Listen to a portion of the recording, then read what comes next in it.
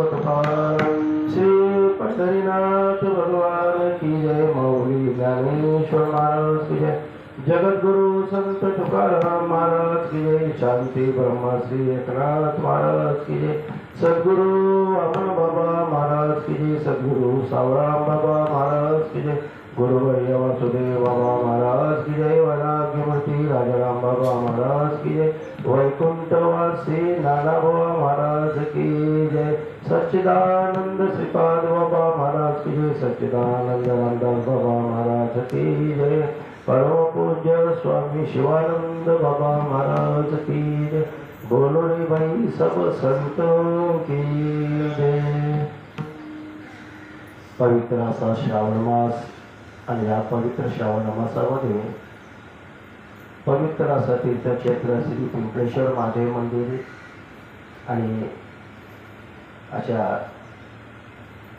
भोलेनाथांच्या प्रांगणात अति पवित्र अशा भगवान श्रीकृष्णांच्या जन्म लीलांच्या अवताराच्या कथा आपण ऐकत आहोत आणि ते ऐकण्याकरता आपल्यासारखे अतिपवित्र जीवात्मे या ठिकाणी उपस्थित आहात। श्री गुरुंना वंदन करून भगवंताचं चिंतन करून आपल्या सगळ्यांच्या चरणी नतमस्तक होऊन आजच्या कथेला सुरुवात करतो। आपण कालच्या कथेमध्ये ऐकून आलेलो आहोत परीक्षिताची झालेली अवस्था, त्याने सर्व ऐश्वर्य भोगांचा केलेला त्याग आणि त्यानंतर गंगेच्या तटावर ध्यानधारणा करत असताना अचानक त्यांना झालेलं दर्शन कोणाचं बरं? व्यासांचे पुत्र श्री शुकदेव। आणि मग शुकदेवांचं प्रकटीकरण होतंय आणि अनेकांना तिथे आनंद वाटतोय, वातावरण बदलून जाते। सगळीकडे कानाकोपऱ्यामध्ये बसलेली संत महात्मे मंडळी, देवर्षी राजर्षी महर्षी सगळेजण त्या शुकाच्या भोवती गोळा होतात आणि मग शेवटी त्यांची व्यवस्थित आसन पूजा संपन्न झाल्यानंतर परीक्षितचे त्यांना प्रश्न विचारतात, गुरुजी माणसाने अंतकाळ जवळ आल्यानंतर काय केलं पाहिजे, कशा रीतीनं राहिलं पाहिजे? आणि मग गुरुजी त्यांना सांगतात, बस त्यांनी आता एकच काम करायचं, वाचन। गोपाळकृष्ण भगवंताला आवडणारं एक साधन त्या साहित्य असो। मग त्या ठिकाणी हे सगळं सोडायचं असेल तर वैराग्याचं शस्त्र हातामध्ये घ्यावं लागतं। आहे तो थोडंसं ध्यानात थोडं ध्यानात ठेवायचं, जास्त नाही ठेवलं तरी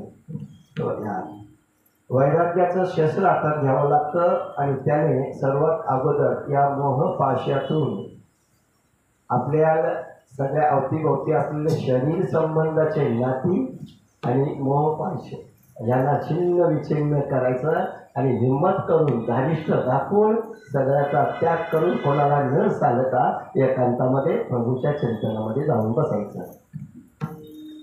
त्यानंतर ब्रह्मदेवाचा प्रश्न, नारदांची ब्रह्मदेवांची भेट। देवर्षी नारदजी ब्रह्मदेवांना विचारतात, बाबा मला त्या ज्ञानाची तुम्ही व्याप्ती कशी झाली ती सांगा।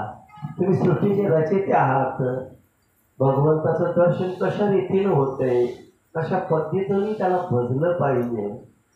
आणि मग ब्रह्मदेव त्याला सांगतात, बाबाने माझ्याकडे सत्ता नाही आहे, मलाही जन्माला घालणारा माझा बाप आहे, तोच सर्वस्व नारायण आहे आणि त्या नारायणाच्या सत्तेने सगळं चालतंय। त्यामुळं कुठलीही पूजा, मग त्यानंतर अनेक देवतांना कशा कशा पद्धतीने भजल्यानंतर आपल्या कोणत्या कामना इच्छा पूर्ण होतात। पण सगळ्यात सोनारकी आणि एक लोहारकी। भगवान नारायणाला भजलं तुम्ही तर मग इतर देवांना तशी भजण्याची आवश्यकता लागतच नाही, कारण ते त्याचं विस्तारित रूप आहे। लक्षात आलं तर बरोबर। एका झाडाच्या बियापासून, ती बी असतं छोटंसं बी, आपल्या अवतीभोवती असलेलं समजा वडाचं झाड आहे आणि त्या वडाच्या झाडाची बी आपल्याला भेटली आणि त्या बीपासून झाड तयार झालं। त्या झाडाला पुन्हा अनेक फळं आली, अनेक बिया तयार झाल्यात। म्हणतो सगळ्याचा विस्तार एका बी पासून आहे ना, तसंच भगवंत सांगतात मी एकटाच आहे. मला क्रीडा करण्याकरता, मला लीला रचण्याकरता आणि मला थोडासा आनंद मिळण्याकरता मी सृष्टीची रचना करतोय. जसं लहान मूल, त्यांना एखादा आपण नवीन बाजारातून गेम खेळणे आणून दिली तर मग ते त्याच्यावर 1-2 तास खेळतात आणि त्यांचं समाधान झालं मग परत त्याला वीज काढतात, परत बॅगेतून पिशवीमध्ये भरून परत ठेवतात. तसंच चाललंय. निर्माण करणं, त्याचं पोषण करणं, त्याचा लय करणं, हे सगळं भगवंताच्या हातामध्ये आहे. आणि भगवंताच्याच ह्या लीला अनेक गुणांनी तो व्यक्त करत असतो. या ठिकाणी नारदांना उपदेश करत असताना मग कशा रीतीनं त्या लीलांचा अवतार आणि भगवंतांनी दिव्य अवतार धारण करून क्रमाक्रमाने कोणत्या लीला कशा रीतीने केल्या हे सांगितले. दुसऱ्या स्कंदामध्ये 6व्या-7व्या अध्यायापर्यंत आपण पोचलो होतो. आपण ते सविस्तर सांगितलं इकडे घुसलो. कारण कधी कधी विचलित होतो, माझ्या दोनच झाल्यात, मग अजून मी कसे होतील, एवढे दिवस शिल्लक आहे. तुम्ही मोजायची आवश्यकता राहणार नाही म्हणून मी मध्येच प्रवेश करतो कुठेतरी, कळूही येत नाही. जाणकार एखादा कळतंय, मामाश्री बसले त्यांना समजलं असेल पहिला स्कंद संपून भारत दुसऱ्या स्कंदामध्ये प्रवेश केलेला आणि नुसता प्रवेश नाही तर 6-7 अध्याय झाले सुद्धा. बरोबर. भगवंतांच्या लीलांचं गुणगान गाणं आणि तेच लीला ग्रहण करणं याच्यापेक्षा मोठं सुखच नाही. बस अंतिम सांगितलं जाते. त्याबद्दल एक श्लोक दुसऱ्या अध्यायाच्या 6व्या अध्यायामध्ये 46 नंबरचा श्लोक सांगितला गेला आहे. प्रधान्यतो यानुचा आमनती लीलावतारण पुरुषस्य भुम्ना अप्रियताम कर्ण कषाय शोषा ननो क्रमिशे न ईशान सुतेशान. याचा अर्थ असा आहे, नारदा आता मी लीला अवतार म्हणून ओळखल्या जाणाऱ्या भगवंताच्या काय त्या कथा सांगितल्या, त्याचं वर्णन करते आणि तेच फक्त बस तेवढंच माणसाने ध्यानात ठेवायचं आणि तोच आनंद अंतःकरणामध्ये साठवून ठेवायचा. पुढे चलता अनेक कथांचं विवरण आपण ऐकून आलोय. भगवंतांनी कशा रीतीनं कुठल्या ठिकाणी कोणता अवतार धारण केला इथपर्यंत आपण आलो होतो. वामन अवतार पाहिला आपण, बटू अवतार शेवटचे पाहिलं आहे आणि मग कालच्या कथेला आपण तिथे थोडंसं थांबवलं होतं. यमराजाच्या ठिकाणी, बलीच्या ठिकाणी भगवंतांनी त्या बलीवर कशी कृपा केली माझंही आपण ऐकून आलात, मी मानून आलोय. बळीला पातालाच घातला आपण म्हणतो फक्त, पुढे विश्लेषण येणारच आहे. आता आले म्हणून थोडक्यात सांगतोय. बळीला भगवंतांनी पातालाच घातलं म्हणजे त्याला संपवलं नाही, उलट बळीचं रक्षण करतात भगवंत. त्याचं कारण बळी हा अत्यंत प्रिय आवडता भक्त भगवंताकडे होता, जरी तो दैत्य कुळामध्ये असला तरी. आणि प्रल्हादानंतर भगवंतांनी तर त्या दैत्य कुळाला आश्वासित केलं होतं की आता यापुढे दैत्य कुळातल्या तुमच्या दैत्य कुळातल्या कोणालाच मी मारणार नाही. प्रल्हादाचं रक्षण केल्यापासून भगवंतांनी दैत्य कुळातल्या कोणाला त्याला मारलंच नाही त्यांच्या कुळामध्ये. आता प्रल्हादाचा मुलगा विरोचन, मग विरोचनचा मुलगा बळी, नाही का, अशी परंपरा आहे. तुम्ही ऐकून आलात बऱ्याच वेळा. ज्या वेळेला भगवंत बळीच्या दारामध्ये येतात आणि त्याच्याकडनं 3 त्रिपाद भूमीचं दान मागतात, त्यावेळेला त्या आईला फार आनंद होतो. बळीच्या आईला, विरोचनाच्या पत्नीला. ती म्हणते भली हुई मैं सती नहीं गई विरोचन के साथ, ऐसा पुत्र पैदा किया प्रभु पसारे हात. काय बरं झालं मी सती गेली असते, बघायला कुठे मिळालं नसतं मला. अशा पुत्राला जन्माला घातलं, चालायचं तेवढा आवाज मस्त. अशा पुत्राला जन्माला घातलं, अख्खं जगत ज्याच्या समोर हात पसरतो तो जगताचा बाप, जगताचा पालनहार माझ्या पुत्राच्या समोर हात पसरतो. भिक्षां देही. आईचं मन भरून आलं असेल ना, असावं असं. या चिंतन आपण खूप पाहून आलो. जननी जनेसो पुत्र भक्त जने, या दाता या शूर नाही तो जननी, वांज भली कै गए संत कबीर. आईनं 3 प्रकारच्या मुलांना जन्म द्यावा. एकतर तो भक्तांच्या यादीमध्ये असला पाहिजे, एकतर तो दात्यांच्या यादीमध्ये असला पाहिजे, आणि नाहीतर तो शूरांच्या यादीमध्ये असला पाहिजे. आणि या तिन्ही गुणांपैकी एकही गुण जर आपल्या मुलाच्या आधी नसेल, मग त्या आई निपुत्रिक असलीच बरी.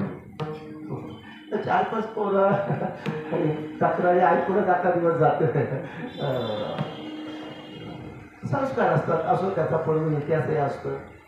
अशा प्रकारे भगवंतांनी बळीला संरक्षित जागेवर नेलेलं आहे.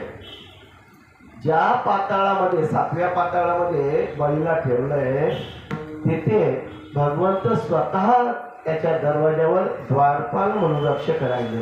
या दादा गाणगापूर, अक्कलकोट, पंढरपूर जाऊन आलेत नाही का या तारीखेचा.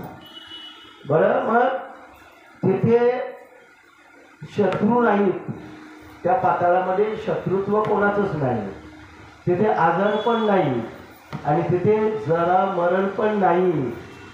बळी अजूनही जिवंत आहे. मग पाताळात जातलं नाही. भगवंताचं उद्दिष्ट वेगळं असतं. वा, रामकृष्ण सरजी प्रणामाचं. 35 वर्षे पडलेगावच्या शाळेमध्ये मुख्याध्यापक, आणि आत्ता सध्या देसाई दिंडीचे अध्यक्ष, धर्मशाळेचे अध्यक्ष रामकृष्ण सर या ठिकाणी मुंडे सर उपस्थित आहेत. या सर पुढे या, पुढे या. चांगले मृदंगमणी आहेत, कीर्तनकार आहेत. त्याची मोठी गोष्ट होईल सांगायला गेलं तर. आज आम्हाला आशीर्वाद देण्याकरता सरांचं आगमन झालं. उपस्थित सगळ्यांच्या चरणी नतमस्तक होते. या सर या. नारदा, तुझ्या अत्यंत प्रेम स्वभावामुळे प्रसन्न होऊन, आणि मग शेवटचं चिंतन म्हणताना आपण हंस अवतारापर्यंत पोहोचलो होतो. मामाश्री आहे, आनंद संप्रदाय आहे. मग त्या हंस रूपामध्ये जे ज्ञान त्यांनी दिलं, मग ते परंपरेने कशा रीतीनं पुढे पुढे आलं ते सांगितलं गेलं.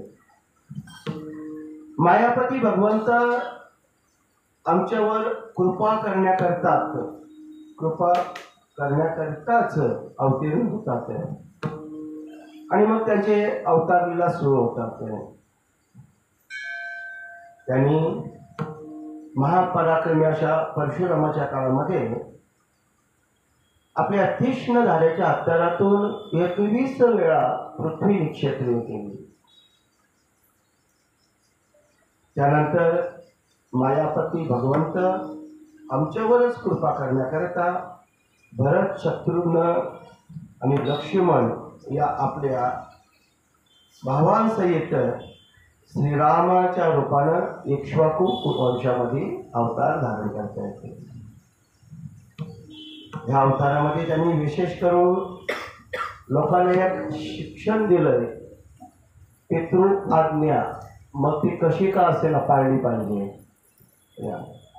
पितृ आज्ञेचं पालन केलं पाहिजे. वनवासामध्ये जाऊन त्याने अनेक जणांना आधार दिला, अनेकांचा नायनाट केला. जे हवं होतं त्यांना ठेवलं, जे नकोशे झाले होते त्यांचा निपात केला. समुद्राच्या तीरावर गेल्यावर समुद्राला गर्व झाला होता, अहंकार झाला होता. त्यानंतर समुद्राला कळलं, नाही बाबा, आपलेही पिता जे आहेत, आपल्यालाही जन्म यांच्यापासून. त्यांनी नंतर त्याला वाट मोकळी करून दिली. पुढं भगवंत आपल्या लीला धारण करण्याकरताच पुढच्या अवताराचा विषय या ठिकाणी आलेला आहे. हे फक्त ब्रह्मदेव आपला पुत्र नारद यांना भगवंतांच्या लीलांचं वर्णन करता येते. सविस्तर तर पुढेच येणार आहे. दैत्यांच्या नुसत्या झुंडीच्या झुंडी या पृथ्वीला त्रस्त करत होते. पृथ्वी माता दयनीय अवस्थेमध्ये सहन करत होते. मनोमन भगवंताची प्रार्थना करत होते, कधी भगवंत अवतार धारण करतील आणि माझ्यावर असलेला हा भार हलका करतील. हे सगळं जाणून भगवान बलराम आणि श्रीकृष्ण अशा अवतारामध्ये पुढे लीला करणार आहेत.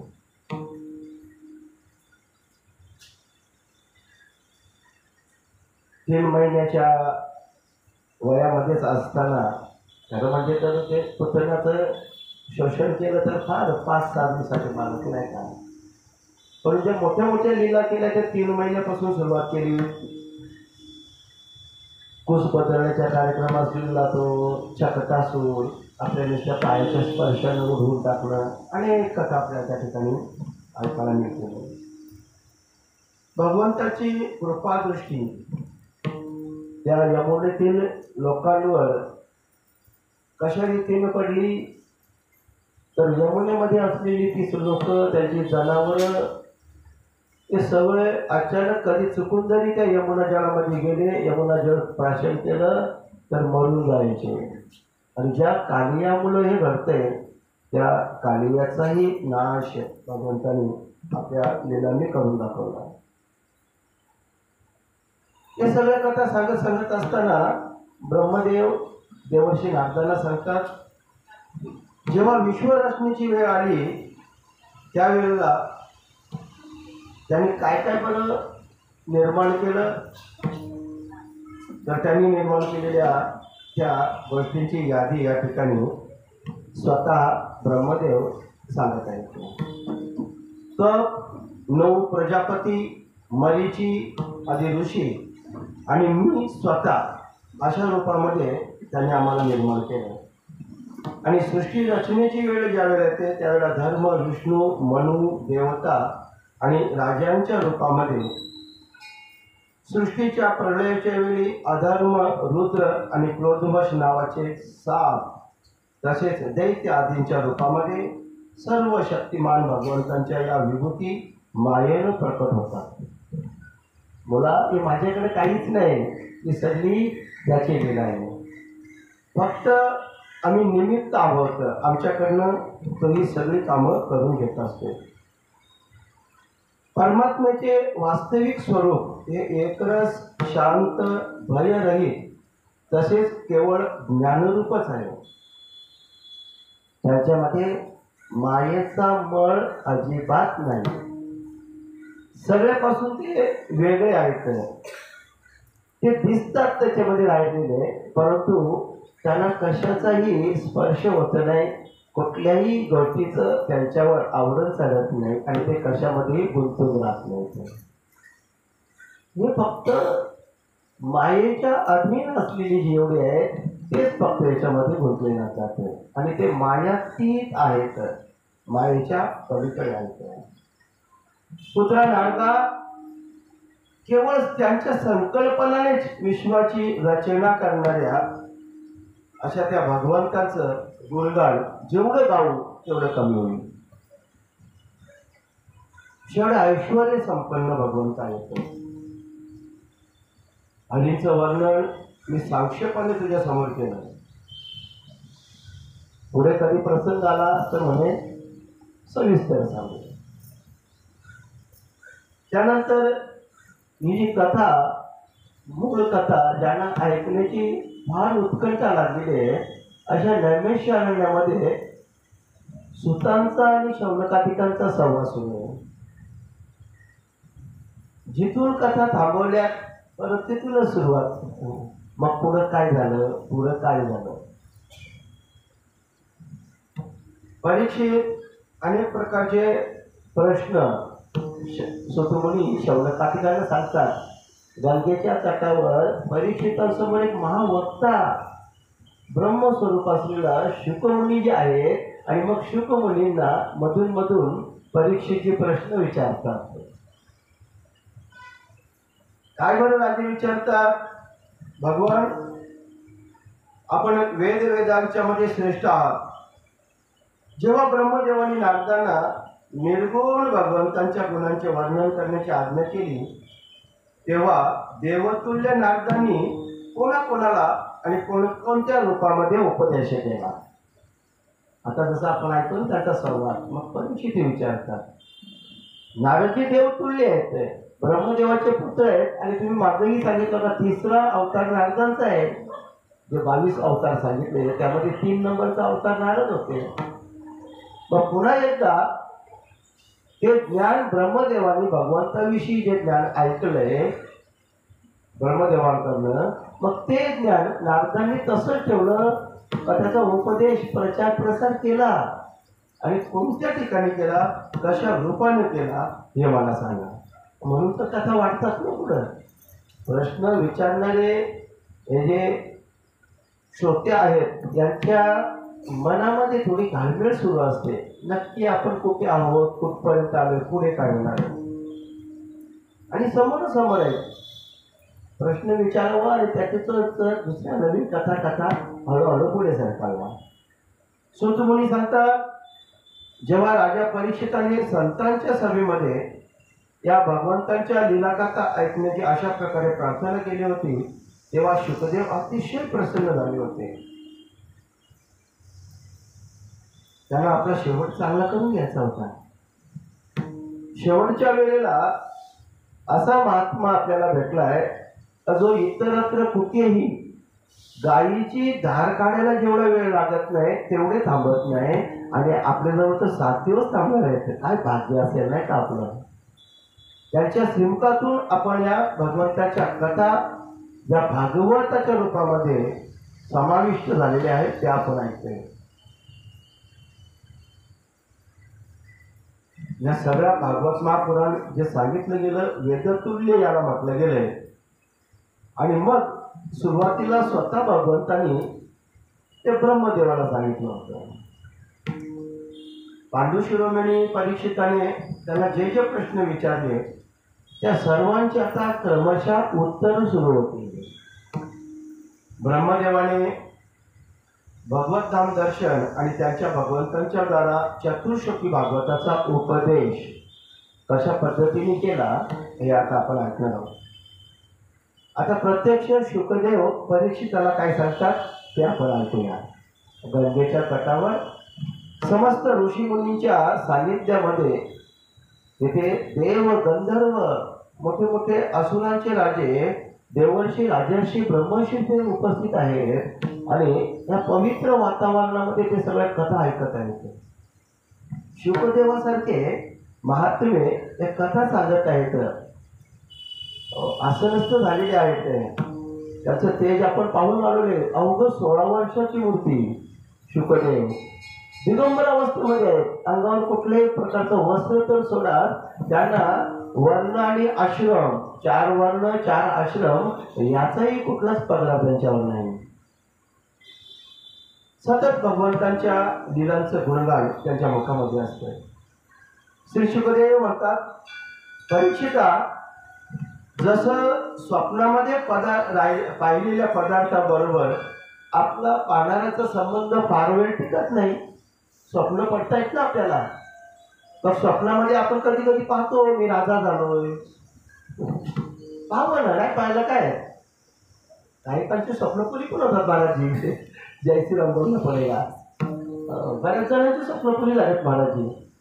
मग राजा व्हायचं स्वप्न का बघू नये, बघावं. कुठल्या तरी महात्म्याचं दर्शन घडलंय, कुठला तरी देव तिथे आपल्याला गेलोय, प्रत्यक्ष देव येऊन आपल्याला दर्शन दिलंय, पाहावी चांगली स्वप्न. परंतु स्वप्नातून जागृत अवस्थेमध्ये आला मग मात्र त्याच्यातलं काहीच शिल्लक नसतं. ज्या ठिकाणावर आपण आहोत तेही नाही, आणि जे आजूबाजूला तेही नाहीच आहे, आणि आपणही त्या अवस्थेमध्ये नसतो. त्याचप्रमाणे देहाहून वेगळा आणि ज्ञान स्वरूपाने आत्म्याच्या स्वतःच्या मायेखेरीज बाकी कशाच्याही गोष्टीमध्ये कुठल्याही पदार्थाबरोबर काही संबंध नसतो. परंतु विविध रूप धारण करून तो सगळ्यांना आपल्यातलाच वाटतो. वास्तविक हे सगळं दिसतंय ना, अमायेचा प्रभाव आहे. पण या सगळ्यांना ज्यांनी धारण केलं ना, ते वास्तव सत्य आहे. सत्य नसतं तर हे चलनवलन झालंच नसतं. हे जर सत्य नसतं, या शरीरामध्ये सत्य असलेला जीवात्मा नसता तर हा बोलू शकला नसता, निकुचित पडला असता, याची विल्हेवाट लागली असती. पण त्यामध्ये असलेली ती चैतन्य शक्ती ती काय आहे? ते भगवंताचं स्वरूप आहे. प्रत्येक वस्तू उत्पन्न करणं भगवंताचं स्वरूप आहे. ज्ञानोबांनी त्याचं फार छान विश्लेषण केलेलं आहे. का बीजची झाले तरू अथवा भांगाराचे अलंकारू, तैसा मज एकाचा विस्तारू, ते हे जग. श्लोक आहे भगवद्गीतेमध्ये. बीजं मां सर्वभूतानां वृत्ती पार्था सनातना, बुद्धी बुद्धिमतामस्मि तेज तेजस्विनामहम्. पितामहस्य जगतो माता धाता पितामह, वेद्यं पवित्र ओंकारं ऋक साम यजुरेव. असं एक श्लोक आहे. या जगताचा बाप मी आहे, या जगताची माता मी आहे, या जगताला धारण करणारा मी आहे, आणि या जगताचा बापाचा बाप मीच आहे. वेद्यम पवित्र ओंकार ऋक साम यजुरेव. काल आपण पाहिलं आलो उ आणि म ओम. तो ओम न म्हणता पासून थोडा असं थोडा बोलता करायचा. पासून थोडा खाली आपण पाहू लागलो. डायरेक्ट ओ बोलला टोन करता असा उच्चार त्याचा. बरं, पण हे सगळं तोच आहे ना, सगळ्याला धारण करते. विचित्र त्याच्या लीला आहेत. सगळ्या गुणांमध्ये तो रममान होतोय, परंतु मी त्यातला नाही अशा अवस्थेला असतो तो. याविषयी अनेक कथा आपण ओघाने याच्या पूर्वी ऐकून आलो, कधीतरी पुढे तरी अजून पुढे येतील.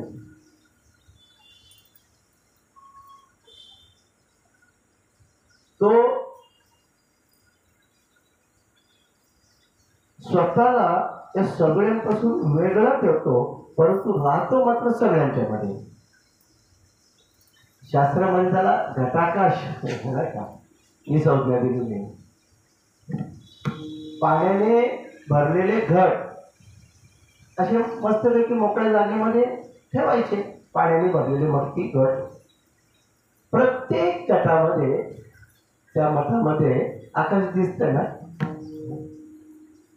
बरोबर. ते घट ते मठ फोडून टाकल्यावर आकाशाचा निर्माण होतं का? आकाश तसंच आहे ना, ते कुठेच जात नाही, ते जिथे आहे तसंच आहे. बस तसं भगवान सर्व घटी राम देहादेही एक सूर्य प्रकाशक सहस्र रश्मी. सगळ्यांच्याकडे येतच आहे. जशी सूर्यापासून हजारो लाखो किरण निघतात, त्याप्रमाणे तो सर्व विश्वाला धारण करत असतो. तिन्ही लोकांचे परमगुरु आदिदेव ब्रह्मदेव आपल्या नाभिस्थानी कमळावर बसून सृष्टीची रचना करण्याच्या इच्छेने ज्यावेळेला विचार करतात, त्यावेळेस त्यांना कळत नाही, विचार सुचत नाही. कशी सृष्टी निर्माण करायची? सृष्टी म्हणजे नेमकं काय? डोकं चालत नाही ब्रह्मदेवाचं. तो पाहतोय सगळीकडे पाणीच पाणी आहे, मी एकटाच आहे. आणि मग एकटा कशावर आहे मी? बघतो चालू कमळाचं फुलावर आहे. मग कमळ कुठून आलं? ज्यावरती कमळ आहे त्यावरती त्याला काहीतरी आधार आहे ना. मग तो शोध घेण्याचा प्रयत्न गेला कुठं नक्की. ब्रह्मदेव अशा विचारामध्ये तल्लीन असतानाच त्यांच्या कानावर दोन शब्द पडतात, त प.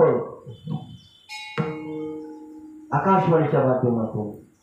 तो काहीच करायचं नाही. आता काय करायचं? फक्त तप करायचं. ब्रह्मदेवाने ते शब्द ऐकले, परंतु शब्द आलेत कुठून? शब्द उच्चारणाऱ्याला तो शोधत यायला लागला, नाही दिसलं त्यांना. मला तप करण्याची जणू काही भगवंताने आज्ञा केली असं समजून त्यांच्यावर विश्वास ठेवून ब्रह्मदेव तपाला बसले. त्यांचा दृढ विश्वास झालेला आहे, निश्चय केलाय आणि ते तपाला प्रारंभ करतात. तपस्वी लोकांमध्ये सर्वात मोठे तपस्वी म्हणून सर्वात अगोदर ब्रह्मदेवांचीच नावाची चर्चा होते. पहिलं तप सृष्टीच्या निर्माणाच्या अगोदर ब्रह्मदेवाने केले आणि त्याच तपश्चर्येतून त्यांना सृष्टीच्या रचनेचं ज्ञान प्राप्त होणार. एकाग्र चित्ताने त्यांनी आपल्या मनाला, कर्मेंद्रियांना, ज्ञानेंद्रियांना असं जपलून ठेवलं आणि तपश्चर्याला सुरुवात केली. त्यांची ती तपश्चर्या हजारो वर्षानंतर फलद्रूप झाली आणि भगवंतांनी त्यांना दर्शन दिले. भगवंतांनी त्यांना सांगितलं, तुझं तप पूर्ण झालेलं आहे, आता तू सृष्टीची रचना कर. रजोगुण, तमगुण आणि सत्व यांनी मिळून सृष्टीची रचना केली पाहिजे. तरी अजून ब्रह्मदेवाला उमगत नाही. एवढे होणार नाही, ते मला एकदा दर्शन द्या तुम्ही आणि कृपा दृष्टी माझ्यावर करा आणि त्यामुळे मला पुढचं काम सोप्यापणाने करता येईल. भगवंतांनी ब्रह्मदेवाला दर्शन देण्याचं ठरवलं. कमळाप्रमाणे नेत्र, लखलखीत पितांबर, दिव्य तेज आणि कोमलतेची जणू मूर्तीच अशा अवस्थेमध्ये आणि त्याच्या अंगावर असलेली बाकीची रत्नजडित, सुवर्णजडित अशी ती अलंकार, आभूषण भगवंतांनी ब्रह्मदेवाला दर्शन देत असताना त्यांच्या कानातली ते कुंडळ, मस्तकावर असलेलं मुकुट, गळ्यामध्ये असलेल्या त्या वनमाळा असं संपूर्ण नटलेलं, सजलेलं आणि विजेसारखं लख प्रकार देणारं ते स्वरूप ब्रह्मदेवाने पाहिलं. ब्रह्मदेवाने हे रूप आपल्या डोळ्यामध्ये साठवले.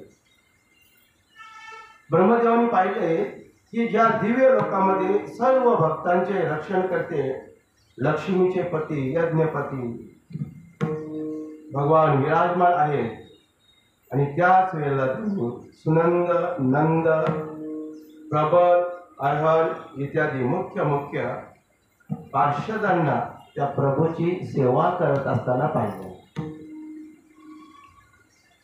फार आनंद झाला त्यांनी ब्रह्मदेवाचा हात आपल्या हातामध्ये घेतला आणि मंद असं हास्य केले. मधुर वाणीने ते ब्रह्मदेवाला म्हणतात. आता प्रत्यक्ष भगवंत ब्रह्मदेवाशी संवाद साधतात. काय प्रसंग असेल ना, काय वातावरण असेल तिथलं. भगवान म्हणतात, ब्रह्मदेवा, तुझ्या हृदयामध्ये सर्व वेदांचे ज्ञान आहे. तुम्ही तशी तयारी केलेलीच आहे. तुझ्या हृदयामध्ये सर्व वेदांचे ज्ञान मी तयार करून ठेवलेले आहे. तू सृष्टी रचनेच्या इच्छेने चिरकाल तपस्या करून मला चांगल्या प्रकारे संतुष्ट केलेले आहे. पटलं तर पहा, भगवंतांना संतुष्ट करायचं असेल तर आपल्याला चिरकाल नको, पण थोडं काळ तरी समाधी अवस्थेला गेलं पाहिजे ना महाराज. समाधी लागली पाहिजे. अरे वा, या विठ्ठला येत आहे काय काय. समाधी. आणि समाधी तपश्चर्याच लागते बरं, अशी लागणार नाही, एकांत लागतो. हा, आणखी एका ठिकाणी समाधी लागते,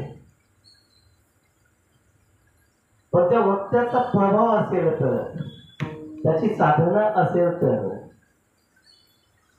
ज्ञानोबारायाने हरिपाठामध्ये आपल्याला हे सावध करून सांगितलंय, तपेविण दैवत दिधल्याविण प्राप्त, गुजेविण हित कोण सांगे.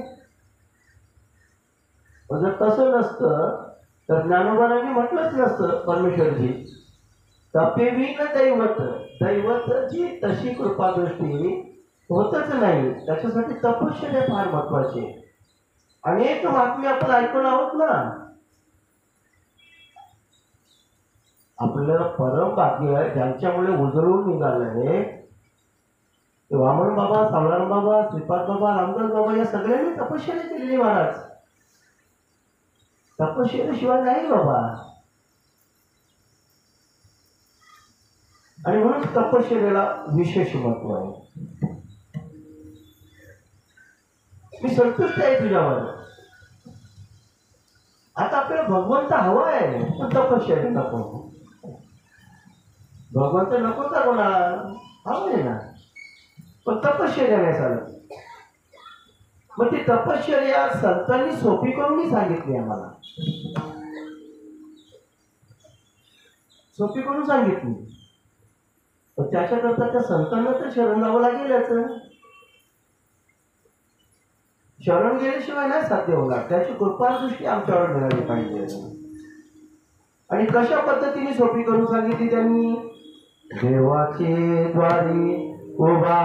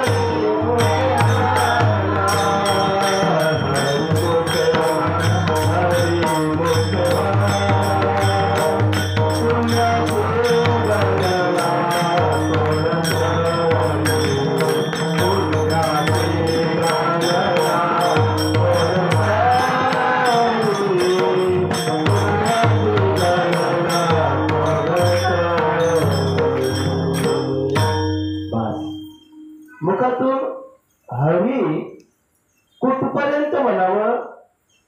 विदेह अवस्थेला जाईपर्यंत. आणि ती विदेह अवस्था काही क्षणांचीच असते, मिनिट, तास, दिवस अशी टिकतच नाही. पण तेवढा एक क्षण सुद्धा काफी आहे त्या अवस्थेकरिता. आणि मग ती तपश्चर्या आहे. जमलंच तर पहा, ब्रह्मदेवावर भगवंत अतिशय खुश आहेत. भगवंतांनी आपला हात हातामध्ये घ्यावा आणि आपल्याशी हितगुज करावं. काय परम वाटू नाही का? आपल्याला सुद्धा असं कधी कधी वाटतं ना, आपल्या श्रीगुरूंचा कृपा कटाक्ष आपल्यावर असेल ना, ते श्रीगुरूंनी माझ्या मस्तकावर हात घ्यावा, त्यांनी आपला हात आपल्या हातामध्येच घ्यावा आणि आशीर्वाद द्यावा. वाटतं श्रीगुरूंकडे गेल्यानंतर आपलीही ती अवस्था होत असते. तुझं कल्याण असो, तुम्हाला प्रसन्न करून घेतलंस रे. माझ्याकडे वर माग, तुला काय हवं ते वर माग. प्रसन्न आहे, दयाळू आहेत ते भगवंत. तू जे काही वर मागशील ना, ते मी तुला द्यायला तयार आहे.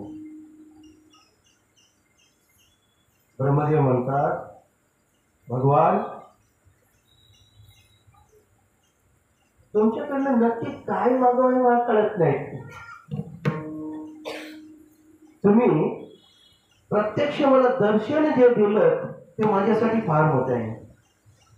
तुम्ही माझा हात आपल्या हातामध्ये घेतलाय, मला अभय दिलंय, मला ओळख करून दिली. ज्या ज्ञानाच्या आधारावर मी निर्माण करणार आहे ते ज्ञान तुम्ही माझ्या हृदयामध्ये अगोदरच भरून ठेवलेलं आहे. म्हणून मला आता तुम्ही वर देणारच आहात, तर एक वर द्या मला. कोणता वर? मी जेव्हा जेव्हा सृष्टी रचना करण्याच्या रूपाने आपली सेवा करू लागेल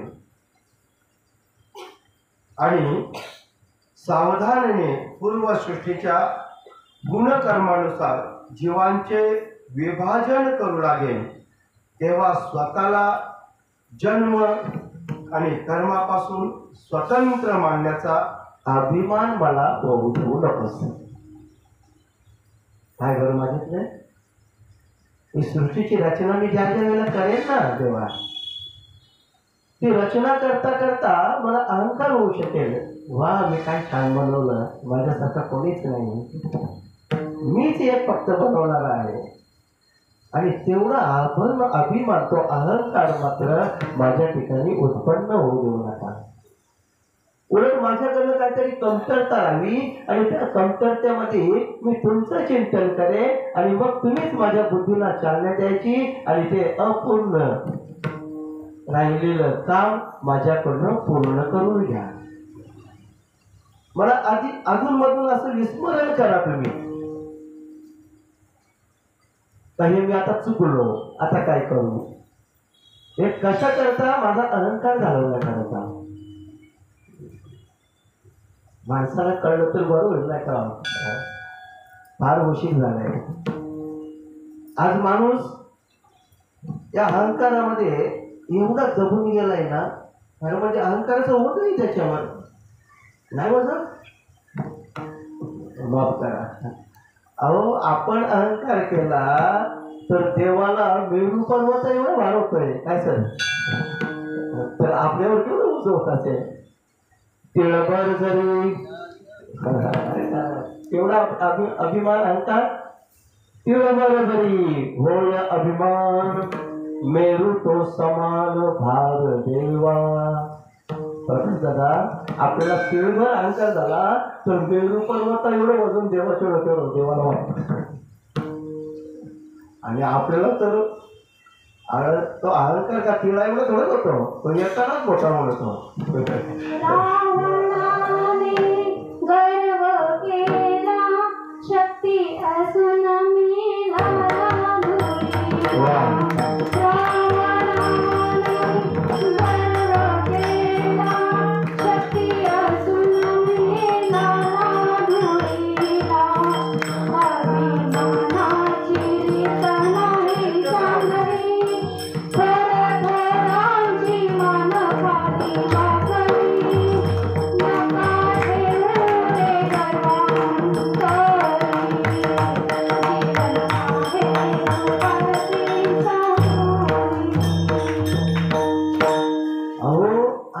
अनेकांना गर्व झाला होता आणि गर्वाचे घर खाली असे एक मनातून ऐकवलं. रामाने गर्व केला, कंसाने गर्व केला, भगवंताला थोडासा अहंकार शिवला होता ना प्रभू रामचंद्रांना. अहंकार कोणाला सोडत ना, अनेक ऋषींना सगळ्यांना अहंकार झाला होता. सगळ्यांच्या अहंकाराची ती हवा निघाली. आता तेवढं सगळं सांगायला आपल्याकडे तेवढा वेळ नाही. गरुडापासून तर सत्यभामेपासून तर हनुमंतरायांच्या मातेपासून तर त्या ऋषीच्या पत्न्यांपासून अनेकांची आपण ऐकून आलं उदाहरण. परत रामकथांच्या वेळेला ती सर्व उदाहरण आपण ऐकून आलं. अहंकार देवाला चालत नाही, अजिबात चालत नाही. म्हणून तो अहंकारच नको. आणि अहंकाराला जन्म देणारी दुर्बुद्धी संतांनी देवाकडे फार विचारपूर्वक मागणं मागितलेत महाराज. देव ज्या वेळेला त्यांना म्हणतो ना काहीतरी मागा तेव्हा नाही नाही मागा बिगाचं काही नाही आम्हाला, तुम्ही सगळं दिले मागण्यासारखं राहिलं नाही शिल्लक, फक्त बस ज्यांनी दिलंय त्याचे गुण काढण्याचे. त्याला मी चर्चा करताना प्रत्येक दोघांना एक विषय निघाला. योग्य सगळे इकडे जातात तिकडे जातात, मग देव भेटतो कार्याला. वारीमध्ये वगैरे आपण काही मुलाखत असतात, तुम्ही किती वाऱ्या केल्या, कोणी फक्त 40, 45, 50, मग देव भेटला का, नसेल भेटला तर मग काय येत आहे. मला त्यांची आमच्यासारखीची गाठ नाही होत ना कधी. माफ करा, थोडे आपले वारकरी बिचारे ते काय नाही कोणाच्या गाडीत पडत, आता जाऊ दे आमचं आम्हाला नाही. पण त्यांच्यापर्यंत खरं सत्य पोचलं पाहिजे ना महाराज. ते पण हुशार असतात, अतिशय पोळ्या बापड्या माणसाला जाऊन विचारतात. असे चलाक दिसणारे जवळ नाही लवकर आहे, तरतरीत दिसणारे चलाक दिसणारे त्यांच्या लवकर आहे. ऐका बरं, अहंकार नाही म्हणत, विचारपूर्वक आणि विनंतीपूर्वक म्हणतोय. ज्यांनी हा प्रश्न केलाय ना, एवढी वर्ष जाता मग ते भेटला का नसेल भेटला तर मग कशा करता जाता, त्यांच्यासाठी आता परमेश्वर भाऊ रेकॉर्डिंग ऑन रेकॉर्ड बोलतोय ना आपण, आता काय हरकत नाही आपल्याला बोलायला. अहो देव भेटायचं काय, देव तर बरोबर भेटतो आपल्याला. वारीला कसे करतो जातो आम्ही, वर्षातून त्याचे आभार मानण्याकरता जातो. देव भेटावं म्हणून नाही जातो आम्ही तिकडे, त्याचे ऋण त्याचे उपकार आमच्यावर आहेत आणि म्हणून त्या उपकारातून आम्हाला उतराही होता येणार नाही. फक्त त्याचे गुण गात गात आम्हाला तिथं जायचंय. आम्हाला जन्माला घातलं, आमचा सांभाळ करतोस, खाणं पिणं काय आम्हाला कमी केलंय. मग ज्यांनी दिलंय त्याच्यासाठी थोडंसं कष्ट सोसून ते शरीर तुझ्या चरणापर्यंत आणावं, हा एक भाव असतो. भेटण्याचा विषय आहे, तो भेटतो ना, इथे भेटतोय. ज्ञानोबांचंच कळतं, तुझ्यात आहे तो माझ्यात आहे, ह्यांच्या त्या सगळ्यामध्ये आमची धारणा आहे. आम्ही त्याला त्यामुळे वेगळा पाहू इच्छितच नाही, नाही पाहू इच्छित ना पण त्याला वेगळा. जर तसं असतं तर पंढरीसी लोकांनाही अभिमान पाया पडे जण येतं बेटा, ते का लोकांच्या पाया पडतो आम्ही. त्या प्रत्येकामध्ये तो भगवंत नांदतोय. म्हणून तर कोणीही असो, त्याला लहान मोठा असो, कुठल्या जातीचा असो, कुठल्या पंथाचा असो, त्याची कर्म काही आम्हाला नाही त्याचं देणं घेणं. त्याच्यामध्ये तो राम आहे, त्या जडामध्ये जे चैतन्य आहे तोच भगवंत आहे. म्हणून आमचा नमस्कार त्यांना आहे. कळलं तर बरोबर. अच्युतम केशवम कृष्ण राम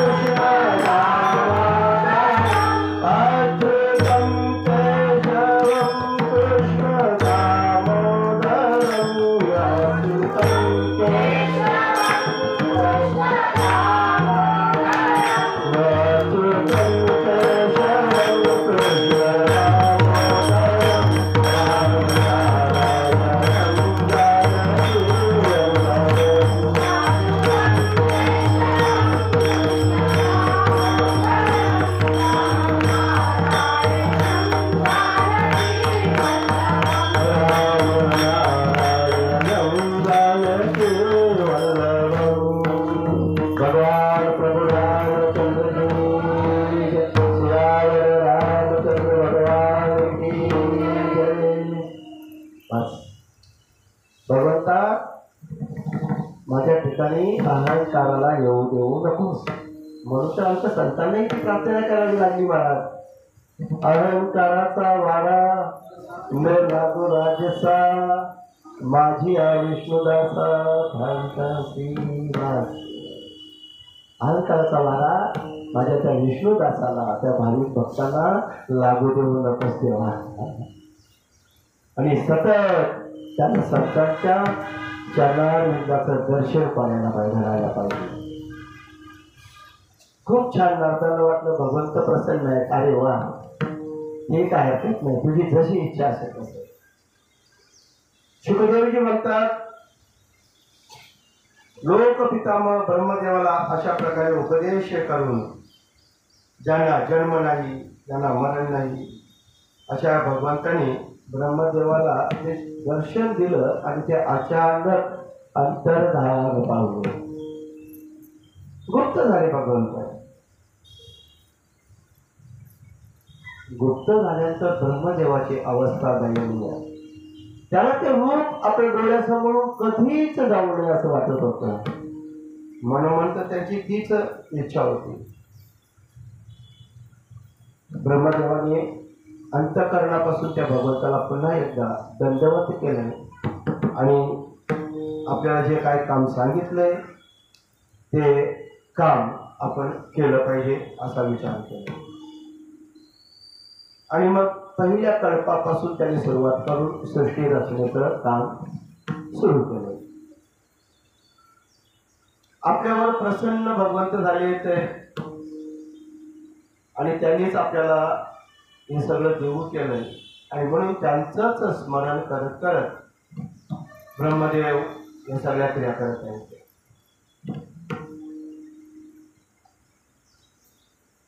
ब्रह्मदेव आणखी विचार करतात,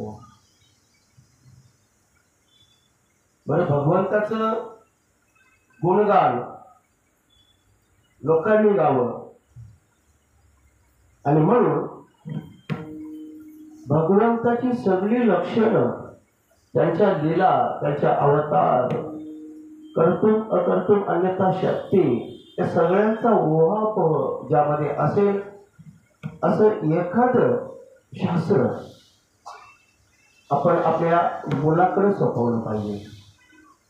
तर आपला मुलगा तर सर्वत्रच एका क्षणामध्ये संचार करत असतो. तो संसारामध्ये गुंतलेला नाही, कशाने तो बाधित नाही. फक्त आपल्या खांद्यावर ब्रह्मवीणा आणि सतत त्या नारायणांचं स्मरण करत असतो.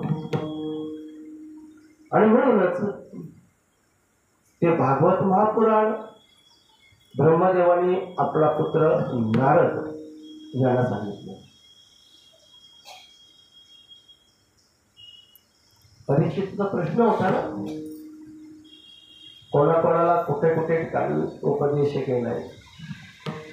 परीक्षिता, ज्या वेळा परमतेजस्वी व्यास म्हणून सरस्वती मैयाच्या त्या तीरावर बसून परमात्म्याच्या ध्यानामध्ये मग्न झाले होते या शिवाजी महाराज, त्यावेळी देवर्षी नारदांनी हेच भागवत व्यास महर्षींना सांगितलं. भागवताची उत्पत्ती कशी, भगवंतांनी जे ज्ञान दिलं होतं ते ज्ञान ब्रह्मदेवाने आपला पुत्र देवर्षी नारद आणि देवर्षी नारदांनी सरस्वती नदीच्या त्या मैयाच्या तीरावर बसलेल्या, आणि तो एक भगवंताचाच अवतार, व्यास भगवंताचा अवतार, पण परंपरेनं गेलं पाहिजे पुढं म्हणून त्या व्यासांना सांगितलं. विराट पुरुषापासून या जगाची उत्पत्ती कशी झाली आणि दुसरे बरेचसे जे प्रश्न तू आता मला जे विचारतोस ना, त्या सर्वांची उत्तर तुला आता मी द्यायला सुरुवात करतो. शुकदेव परीक्षिताला सांगत आहे. शुकदेव म्हणतात, परीक्षिता, या भागवत पुराणामध्ये काय काय बरं आहे त्याची 10 लक्षणं तुला सांगते. आता सुरुवात गंगेच्या किनाऱ्यावर, अंतिम काल सुरू आहे. 7 दिवसाची मर्यादा त्या परीक्षितांना आहे आणि जाता जाता काय ऐकावं? श्री शिवमुनींच्या मुखातून श्रीमुखातून सुरुवात होते भागवताची 10 लक्षणं सांगून. आणि या भागवत महापुराणामध्ये सर्ग, विसर्ग, स्थान, पोषण, ऊती, मन्वंतर, ईशाणू, कथा, निरोध, मुक्ती आणि आश्रय अशा 10 विषयांचे वर्णन आले. आणि त्यापैकी 10व्या नावाचं जे आश्रय आहे त्याचे योग्य ज्ञान होण्याकरता कधी श्रुतीने तर कधी तात्पर्याने, कधी तपश्चर्याने तर कधी प्रत्यक्ष अनुभवाने अन्य 9 विषयांचे महात्म्यांनी वर्णन केलेले आहे.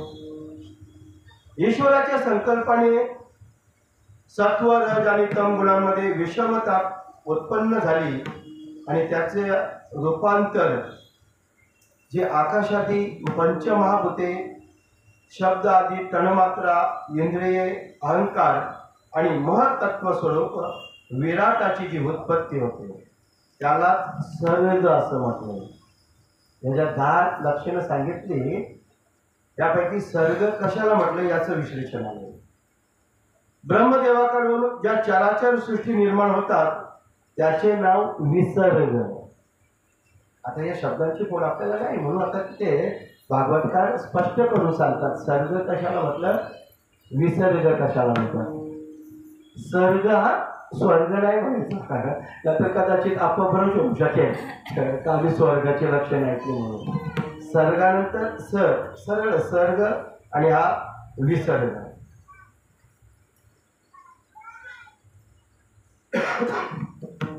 प्रत्येक क्षणाला नाशाकडे जाणाऱ्या सृष्टीला एका मर्यादेपर्यंत स्थिर राखण्यामध्ये भगवान विष्णूंची जी सिद्धता सिद्ध होते ना महाराज, तिचं नाव आहे स्थान.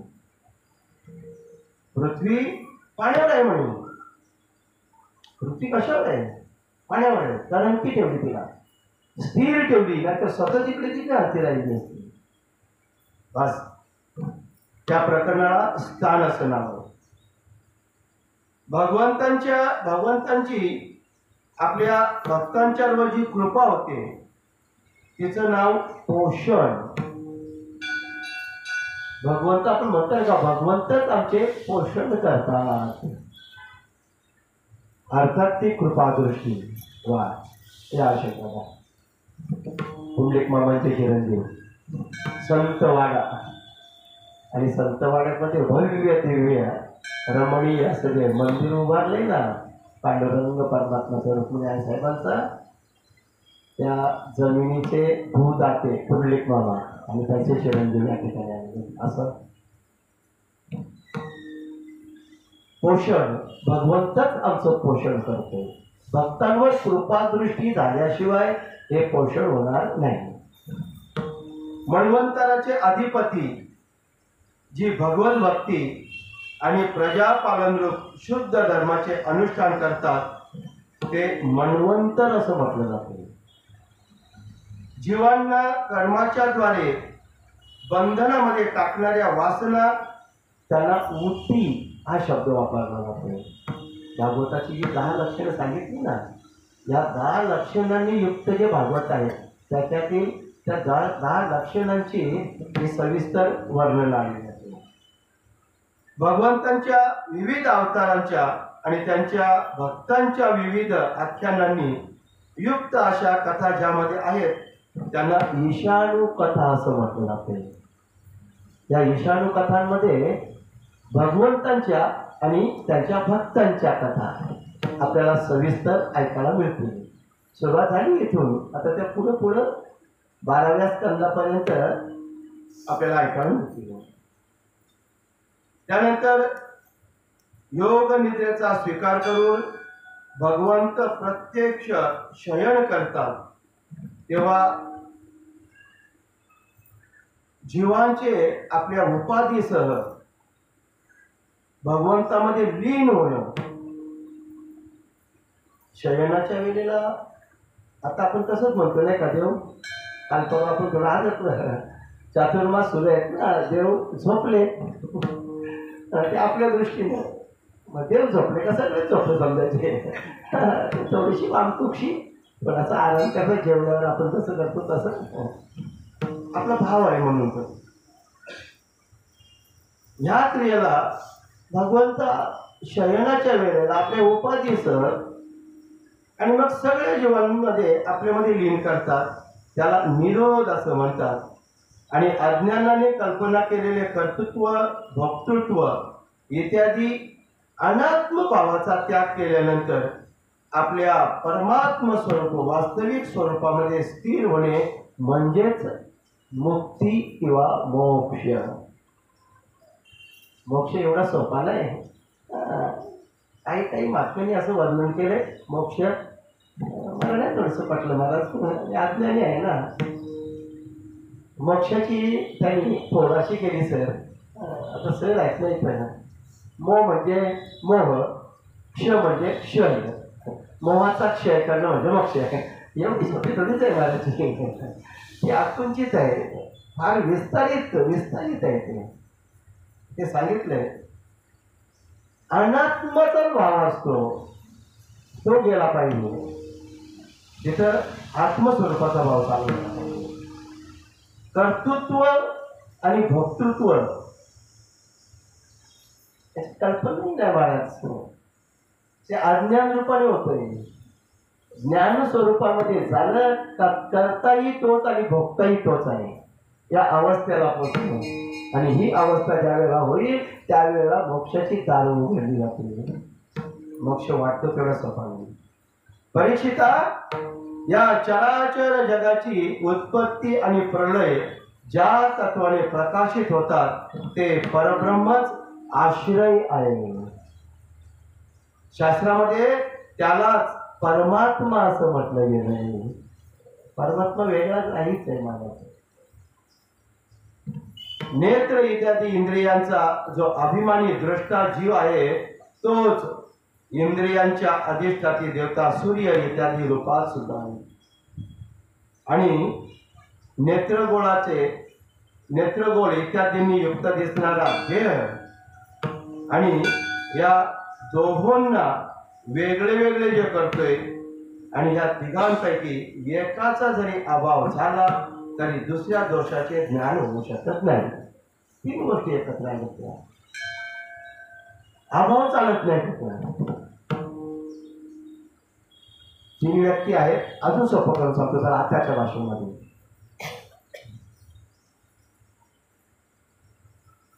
जॉईंट अकाउंट आपण काढतो नाही का. जॉईंट अकाउंट मध्ये जरी अधिकार दिलेला असले 3 जणांची किंवा 14 जणांच्या नंतर एकाला किंवा दोघांना तर नावं तर सगळ्यांचीच असतात ना. नावं थोडी पुसली जातात. तसे अभाव चालत नाही. जसं भक्ती उच्चतम स्थानाला न्यायचे असेल, परमात्मा साधना उच्चतम स्थानात न्यायचे असेल तर भक्ती ज्ञान आणि वैराग्य या तिन्ही गोष्टी लागतात. अभाव चालत नाही. नुसतं ज्ञान आहे भक्ती करत नाही महाराज चालेल नाही चालत. नुसती भक्ती आहे ज्ञान आणि वैराग्य एकाचाही पत्ता नाही चालत महाराज. आता वैराग्य दाखवणं पुरतं आहे पण ज्ञानही नाही ना भक्तीही नाही. नुसतं वैराग्य दाखवून काय करणार महाराज. कळलं तरी बरोबर. जय श्रीराम बोलला पाहिजे. तिघ जण असले पाहिजे आणि ते नसतील तर अपूर्ण सांगितलं. आश्रय तत्व परमात्मा स्वरूप तोच आहे. दुसरा तिसरा कोणीच नाही. विराट पुरुष जेव्हा ब्रह्मांड करून बाहेर पडला तेव्हा तो स्वतःला राहण्याकरता ठिकाण शोधू लागला. आता प्रश्न ऐकतो ना तो कधी कधी. बोलो पहिले क्या, मुर्गी पहिले क्या अंडा पहिले. त्याचं उत्तर ब्रह्मांड. आणि मग त्या विराट पुरुषाने विचार केलाय आपल्याला आता बाहेर निघायचंय. निघालाय आणि आता तो स्वतःला राहण्याकरता ठिकाण शोधतोय. पण ठिकाण आहे कुठे? सगळीकडे पाणीच पाणी, सगळीकडे पाणी पडलं. ज्ञानोबाने ठिकाण सांगितले त्याचं, ते नंतरच आहे. सृष्टीच्या रचनेच्या अगोदरची सगळीकडे त्याला पाणीच पाणी दिसतंय. पाण्यातूनच उत्पन्न झाले असं झालं. त्या पाण्याला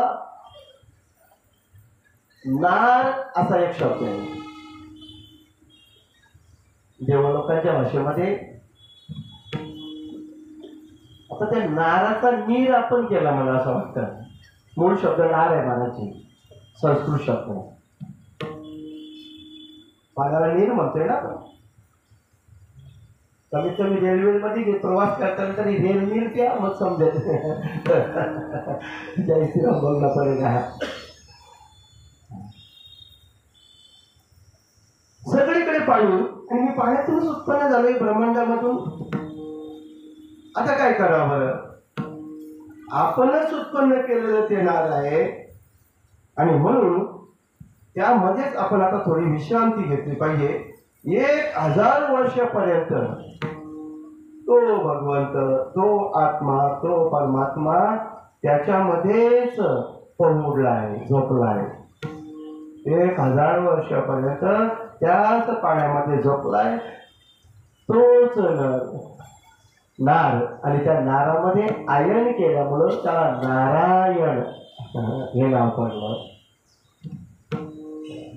नारामध्ये आयन केलं त्यांनी, नारायणमध्ये, म्हणून त्याला नारायण या नावाने लोक ओळखू लागले. त्या नारायणाच्याच कृपेने द्रव्य, कर्म, काल, स्वभाव आणि जीव आदींची सत्ता उत्पन्न झाली. त्याने अपेक्षा केली, उपेक्षा केली तर कोणाचेच अस्तित्व राहत नाही. फक्त वाकडी नजर पडायची कोठी. असं म्हणतात ना, होत येत आहे तर छप्पन पाहिजे. एका सेकंदामध्ये राजा को रंग बनाना है और रंग को राजा बनाना है. सब उसी की माया है, उसी की लीला है. इसीलिए हमें उनकी शरण में जाना है. लेकिन इंसान ये सब भूल गया बाबा जी. और जिनकी शरण में जाता है ना, उन्हें भी पता नहीं होता है. सोचने की बात है. बाद में होते हाँ, इसीलिए अपने को बार बार प्रणाम कर रहे हैं. जय श्री राम बोलना पडेगा. प्रकार करता पाहिजे ही तर थोडंसं लोक जास्त पुढे चालायला लागतो.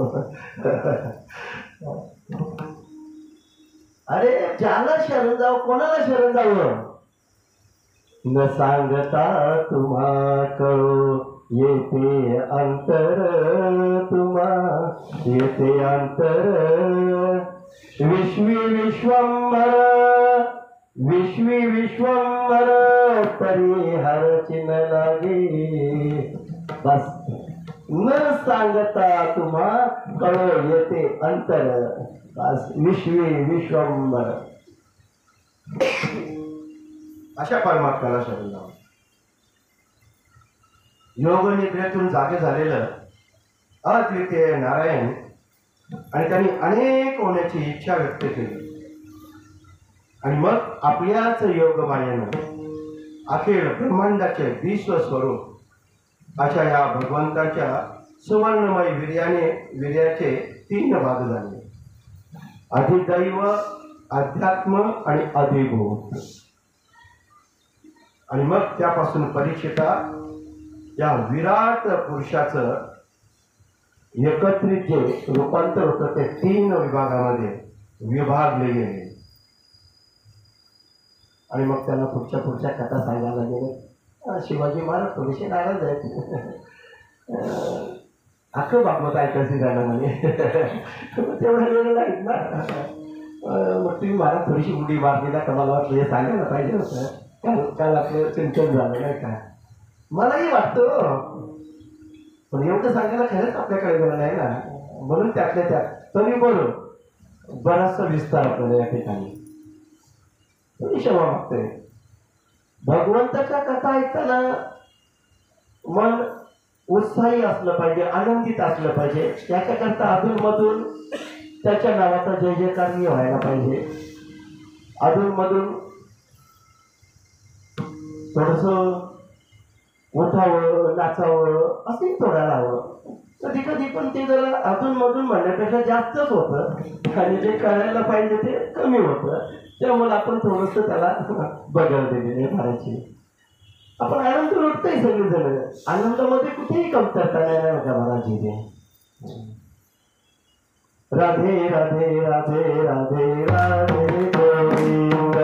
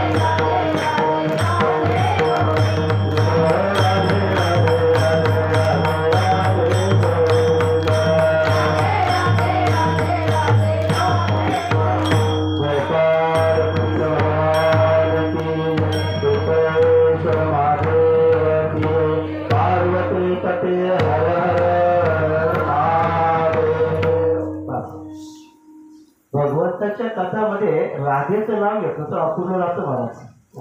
महात्म्यांच्या लोकातून आहे. भगवंत म्हणतात माझं नाही नाव घेतलं पण राधे राधे म्हणा. तुम्ही जर वृंदावनामध्ये गेला असाल ना तिथे कृष्ण कृष्ण नाही म्हणत डान्स करून. राधे राधे बस फक्त राधे राधे. राधा ही भक्ती आहे. तिचं विकृत दर्शन आम्ही घडवलं तुम्हाला. माफ करा महाराज. आम्हीच घडवलं ना. तुम्ही तर आमचंच ऐकता ना. आम्हीच कधीतरी कीर्तनातून कथेतून प्रवचनातून त्याला तुम्हाला सांगितलं असेल राधा अशी आणि राधा तशी. नाही, राधा म्हणजे राधा भक्ती आहे. भगवंताशिवाय ती कधीच वेगळी होत नाही महाराज. कधीच वेगळी होत नाही. आपण मागच्या वर्षी ऐकलं होतं महंत बालकृष्ण महाराजजी ऐकलं कथा होती ना त्यांची. ते का फार छान राधा म्हणतात. ते प्रभुत्व आहे त्यांचं त्या विषयावर. आवडीचा विषय त्यांचा भागवत महापुराण. डोंबिवलीमध्ये गणेश मंदिरामध्ये दरवर्षी त्यांची कथा असते. एकमेव आगरी अशी आहे. काही गोष्टींचा अभिमान वाटला पाहिजे ना महाराज. कधी 7 दिवस गणपती मंदिर गणेश मंदिर डोंबिवलीचं वैभव आहे अशा ठिकाणी कथा करतात. उच्च शिक्षित आहेत, अभ्यास आहे, साधनाही आहे. असं आम्हाला इथं फक्त कोणाच्या तरी निंदा करण्याकरता नाही बसवलं महाराज. जे चांगले आहेत ना त्यांचं कधीतरी गुणगान गा. असं भगवंतानी अशा रीतीनं या 3 आपल्याच शक्तीपासून 3 विभाग केलेत आणि मग अधिदैव, अध्यात्म आणि अधिभूत अशा त्या रचना करण्याचं त्यांनी ठरवलं. थोडीशी उडी मारतो म्हणून मग अशी थोडंसं बाजूला गेलो आपण. हे भगवान जगाचे पालन पोषण करण्यासाठी विष्णू रूप घेऊन देव, मनुष्य, पशु पक्षी इत्यादी रूपामध्ये अवतार धारण करतात आणि पुन्हा त्या विश्वाच्या पालन पोषणामध्ये रममाण होतात. प्रलयाचा काळ ज्यावेळेला येतो त्यावेळेला तेच भगवान आपणच निर्माण केलेल्या या विश्वाला तोडून मोडून नायनाट विनाश करून कुठल्याही रूपाने असावे आपल्यामध्येच धारण करण्याकरता ज्या रुद्राची आवश्यकता आहे ते रुद्र रूप धारण करतात. एकच आहेत ते. बस नारायण एकटेच आहेत. ब्रह्मा, विष्णू, महेश, 33 कोटी देवता, समस्त जीव या जीवसृष्टी असलेमध्ये प्रत्येक वृक्ष वल्ली गवताची काडी सगळं म्हणजे मला 84 लाख योनीमध्ये तेच आहे. कारण ते अस्तित्व नसतं तर हे सगळं शून्य भासलं असतं. भास चैतन्य दिसलं नसतं आपल्याला आणि तो साक्षात्कार झाला नसता.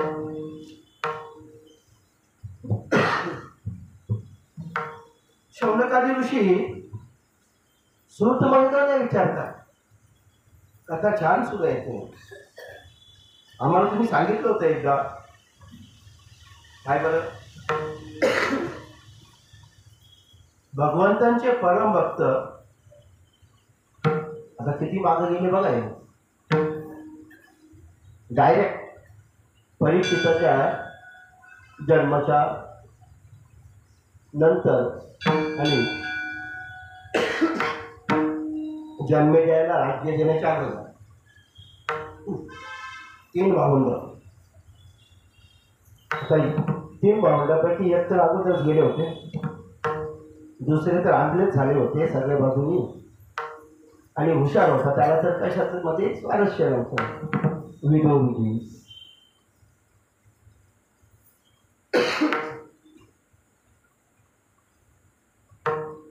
विदुरजी मी माझं कथा सांगितलं होतं. विदुरजी हे सगळ्यांना सोडून गेले होते म्हणून भगवंतांनी अवतार चरित्र संपवलं त्यावेळी. बरं जाऊन परत पण आले होते ना, ते आले होते परत. तर त्या कुटुंबाला त्यांनी सोडलं होतं. पृथ्वीवर अनेक तीर्थक्षेत्रामध्ये भ्रमण केलं आणि त्या तीर्थक्षेत्राच्या भ्रमणामध्ये तुम्ही बोलता बोलता असं म्हटले ना का, त्याला मैत्रेय ऋषीने काहीतरी गोष्टी सांगितल्या.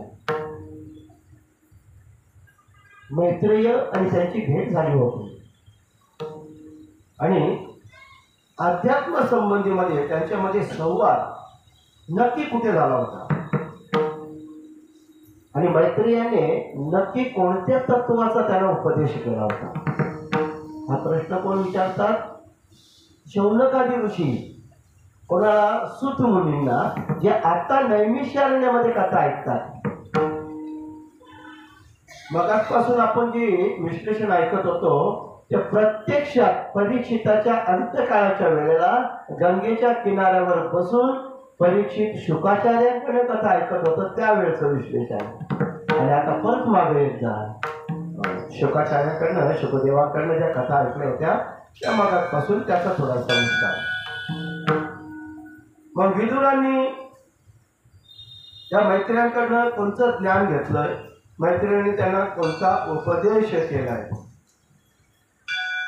आणि मग त्यांनी आपल्या भावाला जर सोडलंच होतं, घराचा त्याग केलाच होता, तर परत याची गरज काय होती, परत कशासाठी आले होते, असा प्रश्न त्या श्रोत्यांनी म्हणजेच शौनकादिकांनी सुतमुनीला विचारला. सुतमुनी म्हणतात, ऋषींनो, राजा परीक्षिताने विचारल्यानंतर त्यांच्या प्रश्नांना अनुरूप शुकाचार्यांनी जे त्यांना सांगितलं होतं ना, आता तेच मी तुम्हाला सांगतोय. कारण हे माझ्या पदाचं नाही, एवढं सगळं लांबलंच सांगण्याचं कारण तुम्हाला वाटेल आम्ही विचारलं याला माहीत असेल की नसेल, काहीतरी टाइमपास म्हणून सांगावं नाही. जे प्रत्यक्ष घडत होतं गंगेच्या किनाऱ्यावर शुकाचार्याच्या मुखातून प्रत्यक्ष परीक्षित राजा जे ऐकत होतं तेच तुम्हाला मी सांगतोय. ठीक आहे, सांगायला सुरुवात केली. मैत्रियांची भेट होण्याच्या अगोदर विदुराची आणि उद्धवाची भेट झाली होती आणि उद्धवजीने सांगितलं होतं का तुम्हाला मैत्रियांची भेट होईल आणि खरं ज्ञान मैत्रेयच काय उपदेश तेच सांगतील. मग उद्धवाची यांची भेट कुठे झाली? आता त्या प्रश्नातून प्रश्न. शुकदेवजी म्हणतात, जी गोष्ट आता परीक्षित आणि शुकांचा संवाद सुरू आहे गंगेच्या किनाऱ्यावर. शुकदेव म्हणतात, जी गोष्ट तू विचारलीस तीच. सुख समृद्धीयुक्त असे घर सोडून निघालेल्या आणि वनामध्ये गेलेल्या त्या विदुराने पूर्वी भगवान मैत्रेयांनी विचारली होती आणि आता पांडवांचे सल्लागार सर्वेश्वर भगवान श्रीकृष्ण हस्तिनापुराला गेले होते, तेव्हा ते दुर्योधनाच्या माळात जाण्याऐवजी आपलेच घर समजून विदुराच्या घरी गेले होते. जुन्या आठवणी. भगवंत दुर्योधनाचं घर समजून म्हणे. आता दुर्योधनाचं घर बुजू, आता इथे कथा चालली पाहिजे म्हणून जायचं होतं तर तिथेच विदुराच्या घरामध्ये गेले होते. मग राजा परीक्षित विचारतात, प्रभो भगवान मैत्रियांची विदुराशी भेट कुठे झाली होती असा मी प्रश्न केला आणि त्यांच्यामध्ये जो संवाद झाला होता ते मला सांगा. अत्यंत पवित्र हृदय असलेला तो विदुर महात्मा मैत्रियांना अगदीच काही साधा सोपा प्रश्न तर विचारणार नाही, गूढ असंच विचारेल ना. आणि म्हणून साधू शिरोमणी असलेले मैत्रीय सारखे मुनी भेटल्यानंतर त्यांनी कोणता उपदेश त्यांना केला तेच आम्हाला सांगा. सूत म्हणतात, राजा परीक्षितांनी असे विचारल्यावर सर्वज्ञ असणाऱ्या त्या शुकदेवाने अतिशय प्रसन्न होऊन त्याला जे सांगितलं ते ऐका. आता इथे पुन्हा एकदा शुकाचार्यांचा संवाद ते आपल्या भाषेमध्ये सांगतात. शुकाचार्य असे म्हटले होते, ज्यावेळी अंधराजा धृतराष्ट्र,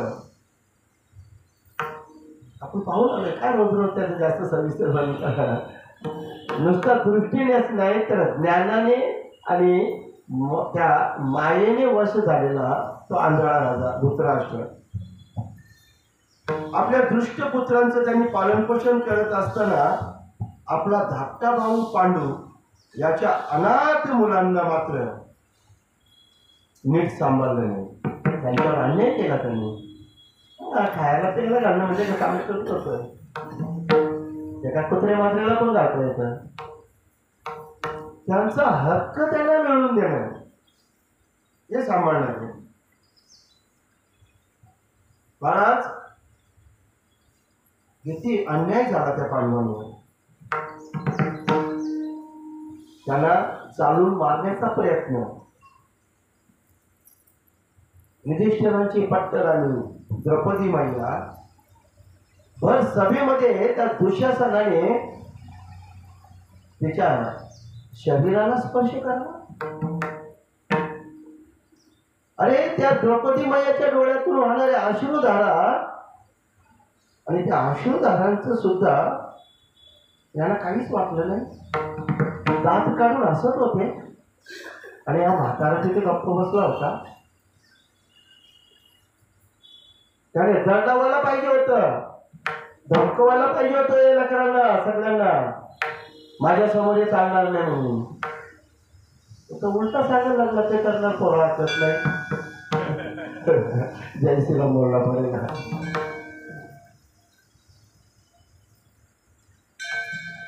कथा सांगतोय आणि तो प्रसंग उभा राहतोय आपल्याही डोळ्यासमोर. त्या कुकर्मापासून मुलांना अडवायला पाहिजे होतं. तुम्ही भुवांची पोरं आहेत, तुम्ही महाराजांचे पोरं आहेत, असले धिंगाणे आपल्या घरात नाही चालणार. लपूच्या फुकुटे करत असतो तर ठीक हरकत नाही, डोळ्यात येतच होत ना. तरी हा आंधळा धृतराष्ट्र राजा होता, वास्तविक त्याच्याकडे अधिकार होते. महाराज काय तुम्ही शब्दाच्या पुढे गेला असा नाही का, नुसतं साधं नाही. शिवाजी महाराज सांगितले सार्वभौम राजा. धृतराष्ट्र तर कमी होता का महाराज गेली?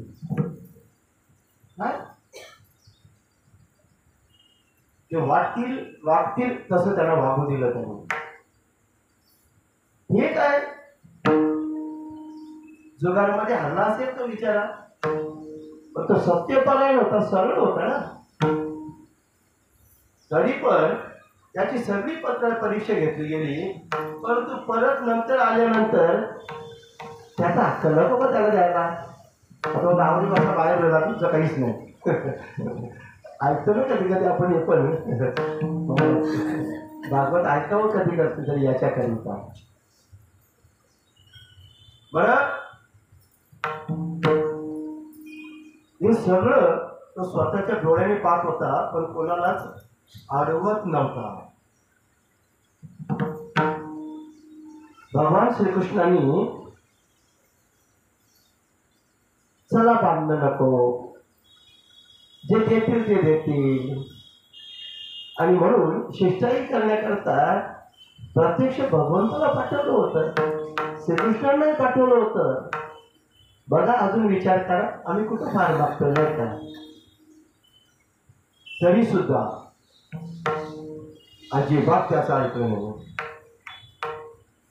नंतर साधा भोळा असलेला आपला काका, त्याला तर काही बायकोला पोरं काहीच नव्हतं, ईशाचा यांच्यामध्ये कशातच नव्हता, संन्याशी होती. त्यालाही पाठवलं. काकांनी जरा धीर केला, थोडासा हिंमत केली जरा. काका सांगायला लागले त्यांना, अरे बाबांनो, दादा विचार कर ना, तू मोठाच माझ्यापेक्षा, आणि तुला मी सांगावं का, लहान भावाने सांगावं का? बऱ्याचशा गोष्टी, ज्ञानाच्या गोष्टी विदुराने धृतराष्ट्राला सांगितलं महाराज. नाही ना, ऐकायलाच नाही काय नाही. राजभवनामध्ये विदुराने जी सल्लामसलत केली, जे ज्ञान सांगितलंय, त्याला नीतिशास्त्र जाणणारे लोक विदुर नीती या नावाने ओळखतात. हीच ती विदुर नीती, फार महत्वाची आहे. विदुर म्हणतात, महाराज, आपण अजात शत्रू युधिष्ठिराला त्याच्या राज्याचा हिस्सा देऊन टाका ना. सहन कोणीच करणार नाही, एवढे अन्य काही सहन केले, पण तोंडातून एक शब्द उच्चारला नाही. बरं, भीमाला तुम्ही लय घाबरता, मला माहित आहे. भीमाच्या ताकदीची कल्पना होती ना, अंतःकरणात घाबरत होते. तिथे विदुरांनी जी पुष्टी केली ना, त्याच्यावर आपल्याला हा आश्रय मिळतोय. ज्या भीमरूपी नागाला आपण खूप घाबरता, आणि तो सुद्धा बदला घेण्यासाठी क्रोधावेश झालेला आहे. बघा, तो वाटच बघत, दादा मला फक्त सांग, बघ तू फक्त हो म्हण, यांसाठी करत होते मी बघता. त्याला थांबवलंय त्यांनी, कारण धर्मराज फार शांत आहेत, अन्याय सहन करणारे, गप्प बसणारे, पण आपण किती त्याचा फायदा उठवायचा. पृथ्वीवरील मोठ्या मोठ्या राजांना त्यांनी जिंकून घेतलेले आहेत. ब्राह्मण तसेच देव तेही त्यांच्याच बाजूने आहेत. ज्यांचे आपण पुत्र म्हणून पालन पोषण करीत आहात, त्या दुर्योधनाच्या रूपाने तर मूर्तिमान दोषच आपल्या घरामध्ये होत आहे. मुलगा नाही तो, दोषाचा डोंगर आहे म्हणे, आणि तुम्ही नाही जीव लावता त्याच्यावर. दादा कसं चालायचंय? आणि परत तो दोष नुसतं माणसांचा करत नाही, तर जगताचा पालनहार भगवान श्रीकृष्ण आहेत. कृष्णाला सामान्य समजतात का तुम्ही? पण त्यांचाही दोष तो द्वेष करतोय. श्रीकृष्णांना शरण जायला हवं, पण नाही. आपल्या कुळाचे जर कल्याण व्हावं असं जर आपल्याला वाटत असेल, तर ताबडतोब या दुष्टाचा त्याग करा. लहान भाऊ मोठ्या भावाला अक्कल शिकवतो, ज्ञानाने आपल्याला झालेला आहे. साधुजन ज्याचे अनुकरण करण्याची इच्छा करीत आहे, ते त्यांचे म्हणणे ऐकून घेण्यासाठी, ते जाणून ऐकून कर्ण, दुःशासन आणि शकुनीसह दुर्योधनाचे ओठ क्रोधाने थरथर कापू लागले. साधुजन महात्मे ज्यांच्या वाणीने सुखावतात असे विदुर, परंतु इकडे मात्र कर्ण दुःशासन असं म्हणतात ना, ताप आलेला रोग्याला मिष्टांना कसं बोलू लागेल, त्याला ते करूच लागलंय ना. आमच्या बाबाला भडकवायला आलाय का, पहिला विचारत ते थोडं. कर्ण, दुःशासन आणि शकुनी सहित दुर्योधन हे 4 जण नुसतं असं जात व खातात, ते आवडतात नुसते. बापूस नसताना याला दुखी तशी विचार करतात महाराज. आणि बाबा काहीच बोलत नाही, मोठा भाऊ काहीच बोलत नाही, तिथं तरी समजायला पाहिजे ना. आता हे पुढे झालं, त्याला माहिती आहे बापालाही गप्प बसवणारी पोरं आहेत ती, तर काकाची काय ती चिंता करतील. नाही बोललेलं भरलं का महाराजची घर घरची कहाणी. अरे या कपटी दाशी पुत्राला इथं कोणी बोलवलंय का. उद्धवपणाची भाषा पा, काका नाना चाचू बिचू काही नाही, अंकल बिंकल. वर्मावर घाव, हा दासी पुत्र आहे, कपटी आहे. बरं याला कोणी बोलावून काढलं होतं. अरे आमच्याच अन्नावर हा जिवंत आहे, आणि आता मात्र शत्रू पक्षाची बाजू घेतोय, आम्हाला ज्ञान शिकवतोय. याला एक तर ठार केलं पाहिजे, नाहीतर नगरातून बाहेर घालवलं पाहिजे. असा अपमान झाल्यानंतर महात्मा थांबेल का हो. त्यांना माना सन्मानाची अपेक्षा नसतेच, पण दुसऱ्यांकडनं अशा गलिच्छ भाषेचा प्रयोग झाला तर तो अपमान कळतच ना त्यांना. अशांच्या बरोबर थांबण्यात काय अर्थ आहे. आणि हा दादा गप्प, एक शब्दात बोलत नाही पोरांना. हे पोरांनो तुम्ही कोणाशी बोलताय, नाही बोलत. बाणाप्रमाणे तीक्ष्ण असे कठोर शब्द आपल्या भावात एकच आपले पुतणे बोलतात आपल्याला. त्यावेळेला विदुराने जाणलं कलियुगाचा प्रभाव. पटलं तर बरं होईल. सगळ्यात जास्त भांडणं तर तीच सुरू झाली, काका पुतण्या. जय श्रीराम बोलना पडेगा. भोले की जय हो, शिवजी की जय.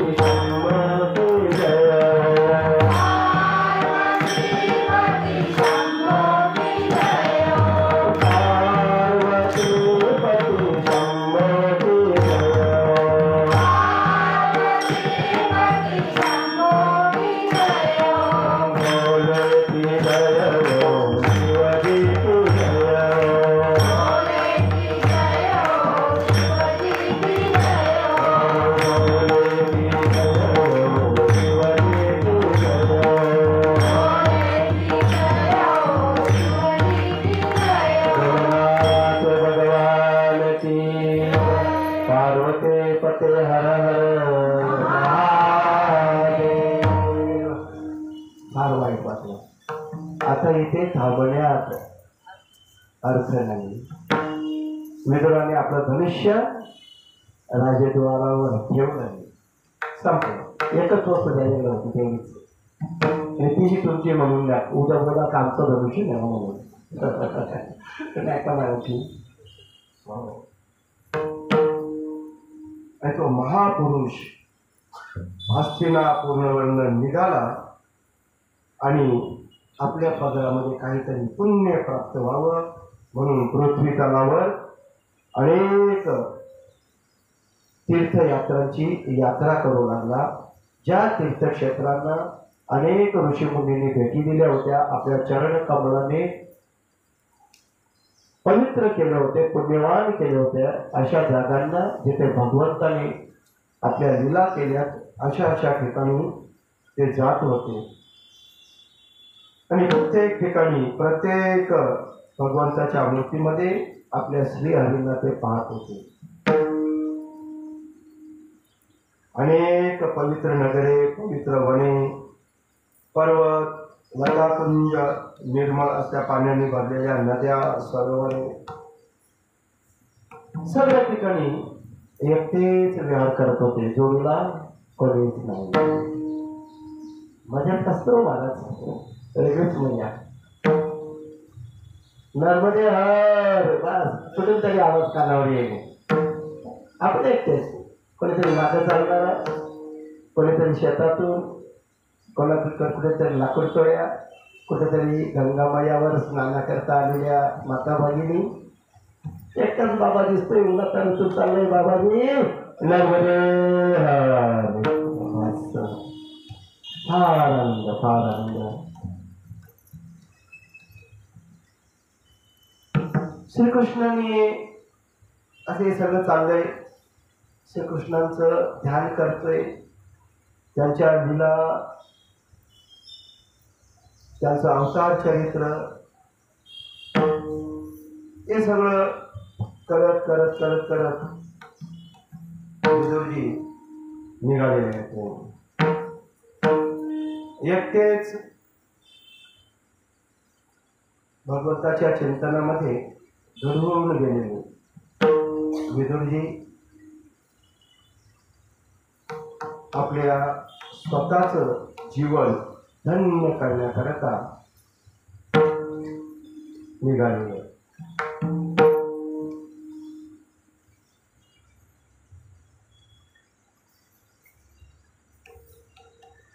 शुकदेव या कथा परीक्षिताला सांगत आहेत. नैमिषारण्यामध्ये ह्याच कथा शौनकादी ऋषींना सांगत आहेत. कथाभाग पुढे सरकत आहे, पुढे सरकत आहे. ते भारतवर्षामध्ये फिरता फिरता ज्या वेळेला विदुरजी प्रभास क्षेत्रामध्ये पोहोचतात, त्यावेळेला भगवान श्रीकृष्णाच्या साह्याने महाराज युधिष्ठिर पृथ्वीवर एकछत्री अखंड राज्य करू लागले होते. विदुरांना कल्पना नाही, फोन नाही, व्हॉट्सअप नाही, टीव्ही चॅनल नाही, युट्यूब नाही. असंच असतं ना, महाराज आठवण करून देतात. कुठे काय चाललंय, कुठे संबंध.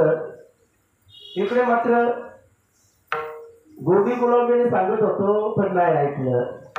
काय झालं त्याला माहीतच नाही. आता त्यांच्या कानावर ही खबर पोचली. आता मात्र हस्तिनापुराचा राजा युधिष्ठिर आहे, एक छत्र राज्य त्यांचं आहे. प्रभास क्षेत्रामध्ये गेल्यानंतर त्यांना हे माहित पडलं. मग तो राजा कसा होईल, तर काहीतरी भांडणं झाली असतीलच ना. आणि भांडणं झाल्यानंतर कोणती बाजू विजयी आणि कोणती पराजित, त्याच्या कानावर पडलं. कौरवांचा विनाश झालाय. आपापसातील कलहामुळं एकमेकांशी लढून त्या मदिरेचा स्वीकार करून भगवंतांनी आपल्या लीलांनी यदुकुलाचाही नाश केलाय. 56 कोटी यादव नष्ट झाले. विदुराला फार वाईट वाटलं. अरे मी इकडे आलो आणि तिथे असं घडलं. त्याच्या डोळ्यातील अश्रू थांबे नाहीत. करणार काय, फक्त शोक व्यक्त करणं एवढंच त्यांच्या हातामध्ये होतं. शोक करत करत ते सरस्वती नदीच्या तीरावर आले आणि तेथे त्याने त्रित उष्णा मनु पृथु अग्नी असित वायू सुदास गौ गुह आणि श्राद्ध देवाच्या नावाने प्रसिद्ध अशा 11 तीर्थामध्ये स्नान केलं. सरस्वती मैयाच्या ठिकाणी ही 11 तीर्थ आहेत, त्यांची नावं इथे आहेत. जसं आपण रामेश्वरला गेल्यानंतर 22 कुंडांचं पाणी येतो ना अंगावर, त्याप्रमाणे याच्याने मन शुद्ध होतं, चित्त स्थिर राहतं, बुद्धी ही सद्बुद्धीच राहते, ती दुर्बुद्धी होत नाही. आपलं मन भगवंताच्या चरणांवर एकाग्रित करण्याकरता विदुरांनी त्या 11 तीर्थांमध्ये स्नान केलं. एखादा पितर त्याच्या क्रिया राहिल्या असतील तर त्यांनाही तिळांजली दिली पाहिजे. तीर्थक्षेत्रामध्ये गेलो ना दादा, करायचं असतं आहे काय, फारसा खर्चही नसतो आणि फारसा वेळही लागत नाही, पण त्यामुळे पितरांची शांती होते महाराजची. आपल्या पितरांच्या नावानं तिळांजली दिली. त्याच्याशिवाय पृथ्वीवर ब्राह्मण आणि देवतांनी स्थापन केलेले भगवान विष्णूंची अनेक मंदिरं होती. त्या मंदिराच्या शिखरावर भगवंताचं मुख्य आयुध चक्र यांचे चिन्ह होते आणि अशा चिन्हांची दर्शन होणं म्हणजेच प्रत्यक्षात भगवंताचं दर्शन होणं. म्हणून कळसाचं दर्शन, ध्वजाचं दर्शन, भगवंताच्या आयुधाची चिन्ह त्याच्यावर उमटलेली असतात. अशा मंदिरांचे दर्शन घेत घेत ते पुढे निघून गेले आणि धनधान्याने पूर्ण अशा सौराष्ट्र, सौवे, मत्स्य, कुरुंजंगल अनेक देशामध्ये फिरता फिरता फिरता ते काही दिवसांनी यमुनेच्या तट्यावर येऊन पोहोचले. विदुरजी आता यमुनेच्या तटावर येऊन पोहोचले. तेव्हा तेथे त्यांनी परम भागवत उद्धवाचे दर्शन घेतले. यमुनेच्या तटावर त्यांची भेट. प्रश्न होता ना याचा, उद्धव कुठे भेटले, मैत्रिणी कुठे भेटले. कारण उद्धवाची भेट झाली. एकमेकांना आलिंगन दिलंय दोघंही मातूने. भगवंताचे अतिशय आवडते भक्त कोण, विदुरजी आणि उद्धवजी. आलिंगन देऊन झालं आणि मग आता मात्र विदुरजी उद्धवाला विचारतात, हे सगळं कसं घडलं, कधी घडलं, कोणामुळे घडलं. उद्धवा तुम्ही जरा कृपा करा ना माझ्यावर. जरी मला त्यांच्याशी काही संबंध नव्हता, वरून होता, पण माझे प्रयत्न असफल झाले होते. शेवटच्या क्षणापर्यंत मी त्यांना समजावत होतो, पण विनाशकाळे विपरीत बुद्धी नाही ऐकलं त्यांनी. कसं घडलं उद्धवजी, ते घडलं कसं सांगा मला. विदुरजी विचारतात, पुराण पुरुष असलेल्या बळराम आणि श्रीकृष्ण यांनी आपल्याच नाभी कमळातून उत्पन्न झालेल्या ब्रह्मदेवाची प्रार्थना ऐकून या जगतामध्ये अवतार घेतला. ते पृथ्वीचा भार उतरल्याशिवाय कसे वर जातील.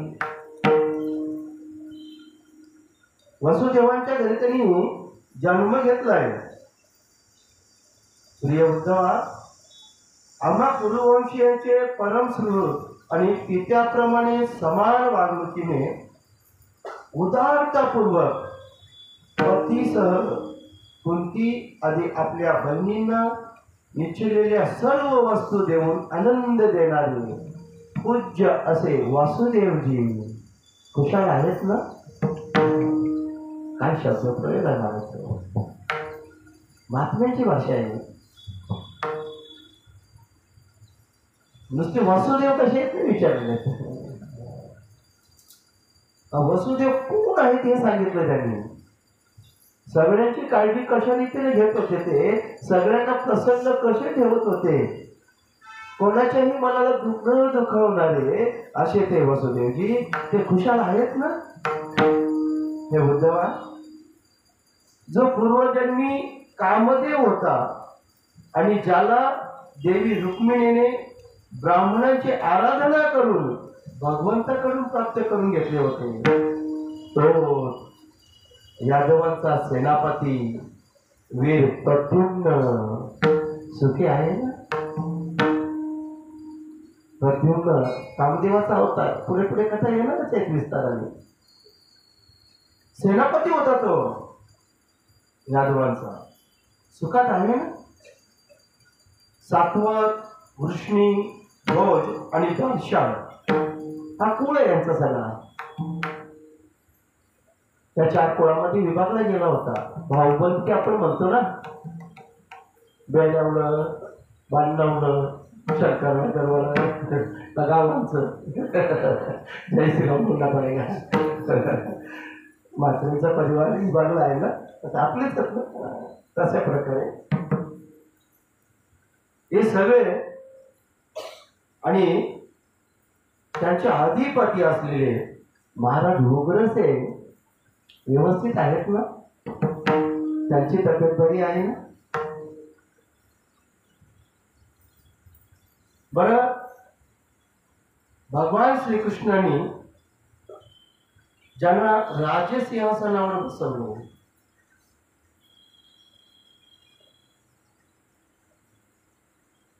आणि सगळ्या योद्ध्यांमध्ये अग्रगण्य असणारे श्रीकृष्ण पुत्र राम खुशाल आहेत ना. सामाच्या तर फार मोठ्या हकीकत याच्यामुळे तर सगळं घडलं.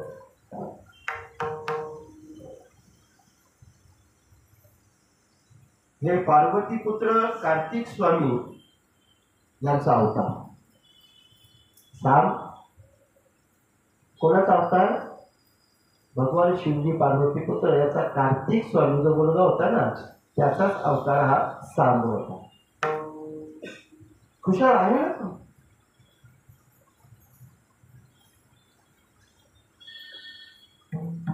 अर्जुनापासून रस्यासह धनुर्विद्येचे शिक्षण घेतलेला सात्यकी सुखरूप आहे ना. एकेकाची विशेषण लावून भागवतामध्ये मला कळलं पाहिजे नाही का, नुसती नावं घेऊन तरी काय आहे. सात्यकी सात्यकी म्हणते, कोण नक्की सात्यकी? तर धनुर्विद्येचं उच्च शिक्षण ज्यांनी अर्जुनांना गुरु मानले असा तो सात्यकी. योग्यांना ही दुर्लभ अशी भगवद्गती त्या सात्यकीला प्राप्त झाली होती. भगवंतांना शरण गेलेला निर्मळ अंतःकरणाचा बुद्धिमान अक्रूर प्रसन्न तर आहे ना, प्रसन्न चित्ताने राहतोय ना. त्या दिवशी आम्ही गेलो होतो अक्रूर ऐकायला मिळाला आम्हाला. आपल्याला संपत आहे अक्रूराच्या ठिकाणी शास्त्री महाराजांकडे.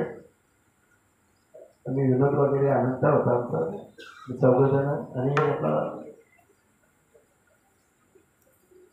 मुकुंद झाला होता नाही का, आमचा भाऊ 4 जण. पाऊण तास अक्रूरच चालला होता त्यांचा. अक्रूर ज्याच्या ठिकाणी क्रूरता नाही. मग क्रूरता म्हणजे काय? आता ते पंडित शास्त्रीय आहेत आणि मग संस्कृत मधून त्याचा एका शब्दातून दुसरा शब्द, दुसऱ्यातून तिसरा चौथा. मग क्रूरता कशापासून उत्पन्न होते? हा कोप, क्रूरता म्हणजे कोप, आणि हा कोप प्रकोपापासून उत्पन्न होतो. मग त्याला पाहून तास आम्ही अक्रूरच ऐकत होतो. मला 10 वर्ष भागवत चालू ते काय नाही, 1 तास अक्रूर सांगतील आणि आपण अक्रूर 1 तास सांगितलं तर आपल्याला पण 10 वर्ष लागतील. मग फक्त असंच म्हटलं, तेवढे आपली कॅपॅसिटी नाही. जय श्रीराम बोलला पडेगा. समुद्र तर समुद्र आणि छोटासा डबका तर छोटासा डबका. आकुरण कसं आहे? व्यवस्थित आहे ना? श्रीकृष्णांची चरण कमळ चरण चिन्ह ज्या मार्गावर धुळीनं प्रेमानं अधीन होऊ लागली होती, देवमाता आदितीप्रमाणे साक्षात भगवान विष्णूंची माता भोजवंशीय राजा देवकाची मुलगी देवकी आनंदात आहे ना? देवकी मातेचं वर्णन, भोज राजाची कन्या आहे ती, त्या देवकांची मुलगी आहे, त्या कंसाची चुलत बहीण आहे. फार प्रेम होतं, चुलत बहीण होती त्याची, पण लाडकी बहीण होती. तो इतिहास आपण जे वर्ष ऐकून आलेला होता. बाय तुझ्या लग्नाला आपण हळदी नसा करू ना, तुला पोचवायला मी आहे ना, ड्रायव्हर विभाग ना. कंस तसा नव्हता वाईट, पण भगवंतांनी सगळे लीला करायच्या होत्या. खरंच वाईट होता का तो? नाही, शेवटचा अवतार होता ना तो. बस परत त्याला जय विजयच्या जागेवर नेऊन ठेवायचा होता. जय आणि विजय भगवान वैकुंठामध्ये ज्या वेळेला असतात ना, तिथले दोन द्वार, ते द्वारपाल. 3 युगापर्यंत त्यांनी भगवंताचा द्वेष करायचा आणि भगवंताच्याच हस्ते त्यांच्या परधामाला जायचं. देवकी माता खुश आहे ना? तब्येत पाणी बरी आहे ना? तिन्ही वेद यज्ञाप्रमाणे त्याचा विस्तार त्यांनी केलाय. तिन्ही वेद यज्ञ विस्तार रूपामध्ये अर्थाला आपल्या मंत्रांमध्ये धारण करतात. त्याचप्रमाणे देवकीने भगवान श्रीकृष्णांना आपल्या गर्भामध्ये धारण केलं होतं. हे वेद आहेत ना, मंत्रांमध्ये आहे ना, मंत्रांनी धारण केलेले वेद आहेत ते. मग त्याचा विस्तार. त्याचप्रमाणे देवकी मातेने त्या भगवंताला आपल्या गर्भामध्ये धारण केलं होतं. संपली 5:58 आणि इथेच आपण थांबूया. आपली साची वेळ आहे, वेळ पाळली पाहिजे. भगवंताच्या या अनेक लीलांचं चरित्र एका महात्म्याच्या मुखातून आपल्याला काढले. कधी उद्धव आणि विदुरांचा संवाद, कधी विदुर आणि मैत्रेय यांचा संवाद, कधी ब्रह्मदेव आणि नारदजींचा संवाद, कधी परीक्षित आणि शुकदेवांचा संवाद, आणि कधी सूत आणि शौनकादिकांचा संवाद, आणि कधी बबनभुवा आणि आपण सगळे शिवाजी महाराज आपला संवाद. जय श्रीराम बोलना पडेगा. बस अशाच कथा आपल्याला रोज प्रेमाचा साक्षात्कार करून देवत आपल्या जीवनातील दुःख, दारिद्र्य, संकट नाहीशी होत आपल्यालाही उच्चतम आनंदाची प्राप्ती हो, ईश्वर सगळ्यांचं कल्याण करो अशी प्रार्थना त्या भगवंताच्या चरणी करतोय. जेणेकरून असे वक्ते, असे श्रोते आम्हाला मिळत. आम्ही फार भाग्यवान. बरोबर, दुसऱ्या ठिकाणी जायच्या अगोदर ते बोराडी गुरुजी पण उपस्थित.